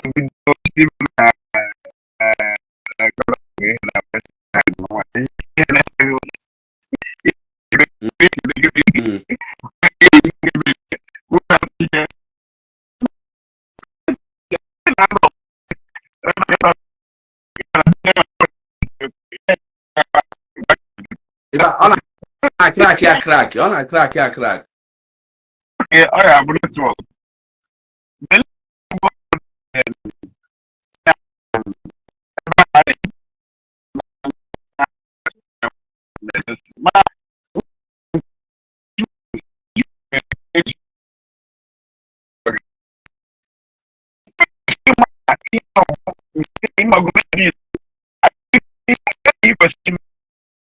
like that. When even had he question manu, na yini na ga wa really well. You know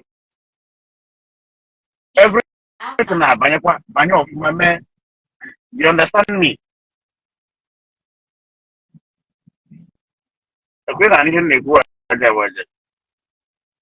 hello?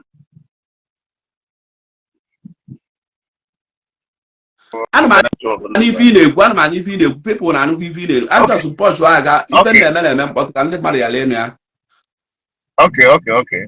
So ihe na-achọ ka nkọwala nwanne anyị nwoke ahụ bụ onye eji na-eje kpọkwa di because of di otu ihe n'aka na dibịa na ịma na ego nke ọ fụziri afụ ma ọ jebe di ya ịma na nke o nwere enwe kịta even nke ihe ọbụla ọ na-enweta ebe akọ ya na-anasị you get me ebe akọ ya na-anasị there's no two ways about it o nwere ihe ọzọ a ga-emezi because a ga na-agwa ndị ọ na-agwa ya anya na data egwu ahụ a ga na-etinye mmụọ egwu ahụ n'ime for more and more so ihe ahụ dibịa ahụ ga na-ekwuzi ka ọ ga na-emezi even ọ bụgodị na ọ nwere ego ọ ya sị eje ebite ego ịghọtago ọma bite ego ka ọ ga-eche solution ahụ the only solution ọ ga-achọdebe bụ ya just walk himself walk now sit down check ebe ọ kwesịrị ihe ọ kwesịrị ime na ihe ọ na-ekwesịrị ime na ebe ihe ọ kwesịrị ime at right time ya mee nke na-ekwesịrị ya wepụ ya because just like ego ahụ send ọ bụrụ na ọ nele anya before send ya the money o cheki because before send ya mmadụ ego mma echeki kwa the account ka ọ bụ na ọ bụrụ ihe Nigeria like obodo a ga-asị gị before I send ya ọ ga-asị gị do you want to verify if it's a match itinye if it's a match ọsị anaghị it's a match ịma know that person ọsị anaghị no it's not a match but if you can send it na ọ nwekwa ike bụrụ ndị na-eme ihe na the only thing ị ga-eme bụ ịkpọkwa onye ahụ si ya nna m ihe a nwasikwa my bank sikwa na ọ bụrụ a match yo the account number with name abụkwa a match so na ebe ọ na-abụrụ a match do you want me to pay because ụfọdụ ga-asị gị kwụọ na onwere ihe ome na ọ na-abatakwa somebody ga-abata o but mụ nwa agaghị ekwe kwunye oles mụ na gị nwa si mụ kwunye na ọ ga-aga wee nkwunye mmanụ even ị ga-etext m ya ka m wee dị sure ka m wee nwee evidence so that ọ bụ na the money abara kpọọ m afọ mụ na gị na-abịa eji o nwere enyi nwoke mere sị m o nwere onye businessman ya ọ na-ebinye ahịa o nwere ego nche ekwu ya ebe 4,000 sị m nke ihe a sị m na ọ bụrụ ya match mkpọ onye sị ya na ihe abụkwa ya ma ọsị ka akpọ dị petition si anya ya mụ kwenyebe si ya na onwe ihe mere ego a n'aka ma ọsị m yes gosi ego ga nche iwe na mgbe a na si ya ego ma kọba apụkwara na ego ma ọsị m no si ya ife sendịala m a voice note ka njide as evidence Yes. njide ya nkwunye yes njide ya because ihe ọ na nna emegara a na-adị very careful because anything in a now, you draw very careful. It's not just in anyhow. Mistake that Or and mistake. so we are too much, especially if So it we relates are to money. yes, and banking is not a match, but if you do it, no, it's on your own. Yes, I Yes. go. Yeah, banking. So, be very careful, yeah. So that men of him, no, can go see man on I can, man over on I can go. Yes. You understand? Okay. Well, listen, thank you very much. Yes, my brother. So, Thank you. I'm going already. Yeah. So when the mara puzuna ya try go then ndị a na-ewu iwe ju ebe a ịmago iwe wezinu unu na-ekwu eziokwu. Some of you people want blind ka unu dị. Agachara na kọmentị ndị mmadụ decha na-afụcha ife unu na-ekwu. Yes, ịma na eziokwu na-afụ ụfụ na-arụ ọnọdụ ka mgbe anyị bido weti ndị ụka because ife anyị bido ya weti ndị na-eje ụka till I sink yava. Mgbe anyị na-eme all of you na-amụ amụ na-akụ aka mana akpọpụtazi unu n'ụlọ ụka ndị a na-emekwa ife abịa kpọyala unu gee ntị. Enwere ụlọ ọba na-anapụtaghị n'aka Jizọs Kraịst ya pụọ apụ akpa simenti ijekwa pụọ alụsị febekwa mmalụ na ife ọbara uru niile ewu iwe. There is no road ebe anyị na-eje ife a blindness. Ama na iwe ewe na nna agwa ya because na onwego nwa na otu ọgwụ enyeghị ma nke hope enyeghị dị n'okpuru bed ị na-eche na ebe ka ịkpata ego ma ka ife gabalarị ife a na-agali gịnị ka ị na-alụ. Go and look for work. Rapụ ọgwụ rapụ spirit ya ka rapụ ekpele. Ama na so many of you people adịrọ m eme program a na ndị mmadụ anya na-ewere iwe mana ife mma na-take it off from anybody like this our brother or aka somebody nwabeze or something like that bụ ịbịa ikpu iyi ọ bụrụ onwe program mana eme ikpọ m iyi rapụ but all these tactical programs that are related to thinking and the brain ịbịa ebe agbakpọ iyi block you onwe adịm achụ ego monetization. There is no money on this social media you are seeing. Forget all this year even eme onye nwa 24 million nke nwa. There is no money there. So ọ bụrụ ife m bịalụ hie bụ na abịabụrụ m ebe a ka ndị niile nọ na social media malụ mmụọ ka m create content ka ụwa malụ no ọ bụgodị na few people nọ mmadụ na-abụ malụ nọ ife m na-ekwu I build nwe we can still win many souls ndị Igbo amala ife. So ama na anga so many of you n'ebe a na onwe ike onye ije gogote ọkụkọ ihe ejije chụọ aja na mgbede ịpụta ịnụ ka m na-ekwusi achụzi na aja ma nọ nzuzu ka ọ bụrụ omenala Igbo ọ ya na-ewe iwe ịma ma amụ. But with time you realize that na anyị ma na-agwa ya eziokwu na ọdị ndị dị ka anyị na-agwa ya eziokwu. Unu ejezina na nke Ezenwanyi imagine a man like you ka nwa agbọghọ na-eje agba ọtọ n'ime mmiri na-awụ arụ ịmara na ịmara ife nwunye ya nọ n'ụlọ ọgwụgwọ arụ webụla na-etebirichi nkiri mgbasi ashawu na-abịcha na-abịa awụ arụ na mmiri ka ife wee gaala ike ife ị na-alụ. Go and look for work. Go and look for work. Chọọ something mebe obugolo ọkada ka ị chọrọ ịgba agbawa ọkada from ovu machine nwe bụ anyị nwee machine 20 today na-agbalị ya ọkada na ọ na line within 1 year iyi alụ duplex maka ọbụla ya na-agba ọkada ahụ egwu nwe iwayo ịnọ na the line ọkada na soro na-agba ya ịmala ego na ị na-agbata ede so onye ibiri machine ya na anya pụtakọrọ itu ị narịa machine that day. Mana ọ bụrụ na onye nọrụ somewhere you go machine 20 bi ndị mmadụ va n'anya olesi ma ị chọọ isetụrụ vavasi ebe abalị ife ya na-eri wayo ụgwọ machine ọ nefa kwụfọlụ ime rapịa na-aka ka ị chọọ inye nfa but na ọ bụrụ na ị chọọ iji igba ọkada wee bụrụ ehuman being ị ga-anọ na line ọkada weta ego goo ọkada 20 soro nyaba the machine na village each drop na village na 1000 naira ịkwụsị na afọ igwe be ahịa kịta ka ị bịa na my house wife ọkada ya anaghị 1000 naira 1 naira apụrụ n'ime ya. So igwe na onye go ọkada 20 ọ na-asabisi ma ụmụnya ma baga na ma ogidi ma ezi owere abata ete at the end of the day ọkada 20 abịa ma akaụntụ na ya place every blessed day 3,000 or 4,000 or 10,000 or 5,000 fa na-eme ị na-ede times gori by 20 ọkada times anyị na-eme ntụ ka ịma ya na-alụ ọrụ ka mana ịrapụcha ife niile arapụ uche niile na-echọ ebe ihe eje gwụọ ọgwụ na-achọ ebe ihe eje chụọ aja Ezenwanyi. My concern this morning bụ na ife a na-eme ka ya saa Anambra State ọ bụrụ na ọsọsọ eke hit na akwa ọkụ ka anyị ejidesi rapụ ndị afa nabala ọnwefa yes mana ọ bụrụ na achọ ịlụ dị ọrụ si lụọ dị ọrụ clean enwe onye for them as kwasi dem when the mother arrest na nkiti anoro na nkai even na-ekwu kịta gọvanọ okwugo ya na onwe ndị ka na-eme detin and na-arapụ fa why then ndị eji na mafro gavament ya ka etidi iwu si eji na maka past event wee je mee mmadụ arrest achọghị ime the arrest si mekodo the arrest mana otu ekwugo ya na ọnwụ onye mee na government of Anambra State should hold that person responsible. We use that person as an example. That is the only way you can stop it. These three people will target your man stop this thing because we saw on a court for bail, for free, to along with her. To be sincere with you, India so you go free. If you made right. So there is no need for this thing. Beside that, you want to know if Ezenwanyi apago laka, niva nina neme. Faka no kwa kweli si na-eme ife aba na-eme onwe ofu onye n'ime fa nwe 100,000 na akaụntụ ya na-egwu ndị mmadụ waya apart from ego ndị mmadụ kwụrụ ya gọọmenti should arrest them apprentice statement of account fa ka anyị mara ife fa na-alụfa si enweta ego nya abụra nzọ ife a bụgoro war against men ọ na-adịzi nke war against men adịọzị no adama anụ nkwara ife a na ife eziokwu na dadị adama afụtakwụzikwa eziokwu na ife a ọ na-adịzi ka onwe ndị eji maka fa wee meme iwu a ọ bụrụ onwe ndị eji maka fa wee mebe dị iwu si rapụkwa ife ahụ because ọ bụrụ dị area anyị na-aga na ama mmezi a ọ bụrụ ka enwudo some few people that few people enwude je na-akpọva abịa court na they should allow them to go. Ọ bụ na ndị a bụrụ ewu onwere ya eje n'aka dibịa jegbu ọgwụ dibịa enweta ego ọ maka na ndị a ọmụmụ ọ maka na most of ndị ebe ahụ ọmụmụ that's why ọ bụ na ọ bụrụ ya ma pastors anyị bụ na-egbusi onye na-enweta ego na-egbu ozu ọ maka na ndị mmadụ omume ọ nọrọ ya why should I give a pastor money? Why should I give him money? Why should any onye Igbo ọbụla tupu ego nye pastor?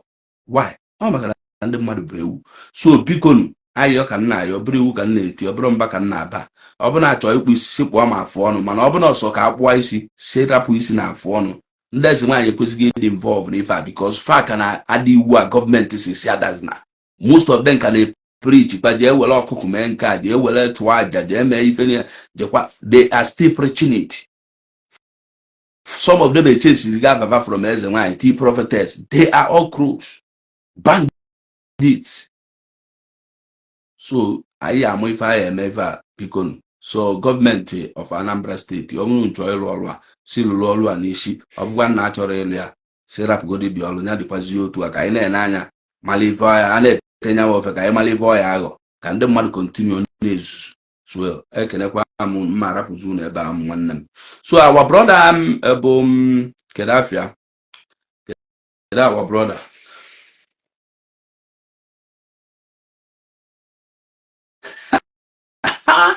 but believe those security men I am I trust on that they are doing work. Our brother bo ka our brother kwuru okwu obego biko ziluelu mozi ato that your friend dey do ifa biko obukwe ni ye kwe nyele aka you shouldn't call anybody alulu any olu obuna abụ somebody mali fa na eme na street some of ndị ba anyị na-ewele ife ọbụla fa na-eme na-eti na ekpele ị na-agwafa na ife anyị na-arịkwa ya kwa na ebele ka ife na-emeli ya na onwere uru ọba were uche iwe mee adị no dey here orejirikwa akọwakwa different thing amalife na-enye so many people nsogbu agbụghị ndị mmadụ ziba na ndị na-amara ife na-akpata nwa ego adịrị akpata ego na amamife ọ na-akpata ego na amamife ya afụsụ most intelligent people na ya village ka osi billionaire but fe jiro 1 naira ọ dị ụtọ ọka amamife fa onye na-amara ife nwere ike ịkpata ego onye na-ezuzu ezuzu nwere ike ịkpata ego.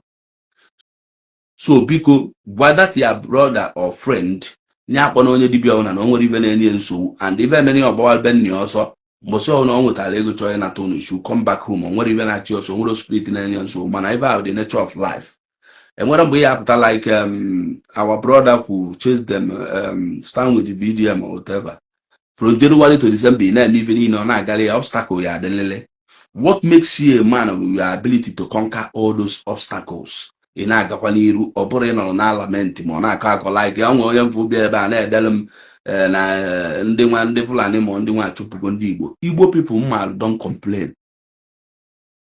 Ụmụ dị ọka ba ya Fulani bata ebe a mee nete ma a ga-ata anụ fa na ndụ n'abalị nwere imam mess up here ama mfụzi gị ndị Igbo ada eme our ancestors ada complain anything they take revenge immediately.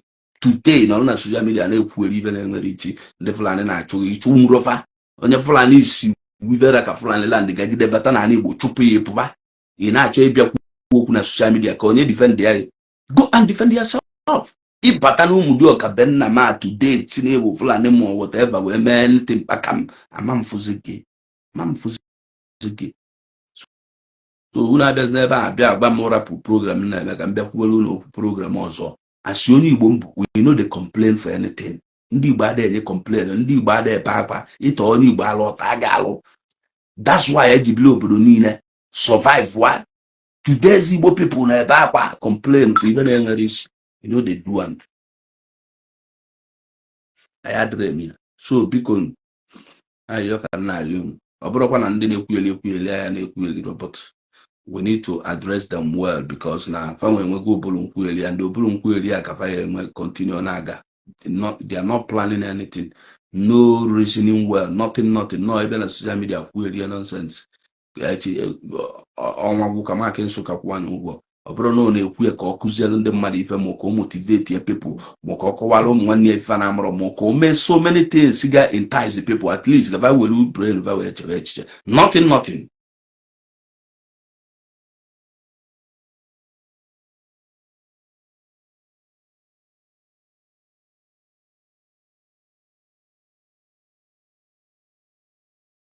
Ọ bụ na ọ dịba mma ọ dịgolo m nwa mma etere m ezu ọ dịgolo m mma mana ife dị ekwulu ife niile na-ekwu ka ọ dịla onye ọbụla ka ị nwee uche nwee okwu aka gị. Ọ bụ na ịbụ onye Igbo nọ social media ebe akwa for anything ebezi na akwa if you need ime kịta ụwa adịrọ faith anybody work towards the level one ị na-efolokwa anyị nwa bụ ndị ojii bụ ndị emeli onye ama anyị ji efolo anyị enwere okwu aka anyị. President ya amatatara to take any decision. Look at this small boy na Burkina Faso kwa evu ga-esi achụgharị ya mụnwa na ebe a na-agba isef da boy ama nna dị ije ọma nnarọ dị ije kama ọ ya na ije a within that ISIS ka ejesi Mali ma ọ bụ ejesi Abidjan ma osu Senegal wee konuko dị ọgụ esidi ebe a maka ha mere ife a ofu ebe ndị nke akpọbata ebe a fe nwee efe wee attack ya fa ife a bụ level anyị nọ n'Africa because of gịnị African leaders ama team up wee mee anything because colonization or whatever I name today, they coded by Oyibo people, custom vanwe, immigration vanwe, police vanwe, civil servant vanwe, civil service vanwe, civil defense vanwe. All the government practices are in our practice for their intelligence we creative and canine. If any na have man open I show the free as Africans. If I get reject even that has to do with them. I have an even guy like go to a moka can I to Burkina Faso with the Apandamio, put your way at Lapandamia, you blame Bonina dinner Burkina Faso. Who were you at Chiba Burkina Faso, no solo Africa. When all on back a boy when we came messing I conquer fire could be dark could do for any men do to Yanya Jeda Ivan by. Isn't there Mbaba Garabi for a course? The security on Garafina. The guy is doing well. If the guy in a fight on Africa, oh, what that guy will give him among Gaddafi. Just that most people in Africa don't think. I am a capucho, but we think that this particular guy of Burkina Faso and they praise now. Or may give him among Gaddafi men and Libya yet if I to be there, my men even or 20 years now, Burkina Faso, or memu 10% of even Gaddafi men and Libya now for salary and amenities, ask at and Libya and after. Go to a good job, I buy an away, name if Janimi and later name is a Serapiano or Chaconacha. We have to continue talking. We have to continue because and what almost I a program I am then with a win one soul. I am and many souls who are not going to is now I am and I win one every day. We must be winning one every day. By the time I hear me for 2, 3 years, 4 years, 5 years, I am not a lot of people game with the same understanding, the same one mindset. Why well 1,000, 2,000, 3,000, 5,000, 10,000 and Igbo. Don't dare to I was at this guy there about what was the something mark why I'm really was because somewhere even I contribute in the life of Igbo. See now. na-abịa defend ndị Ezenwanyi na-egwu ndị mmadụ wayo. Kedu ife ijigolo Ezenwanyi wee achieve in the historical contents of Igbo race? One single thing demebe Ezenwanyi kịta, nothing. Ị na-eyi akwa red ete nzu n'anya ebu isi dada abịagharị ya gbanye ego ayala n'isi a confuse ndị mmadụ. Onye nnụọ dị osibe dị ya gbanata bịa na atọment ụmụ nwanne ya na ọtụlie na-ebulu na nna unu na-akpa atụrụ ka ọ dịgodị. Thank you guys. If you really watched to this end, please subscribe, share this video, like and comment. Thank you and God bless you for watching.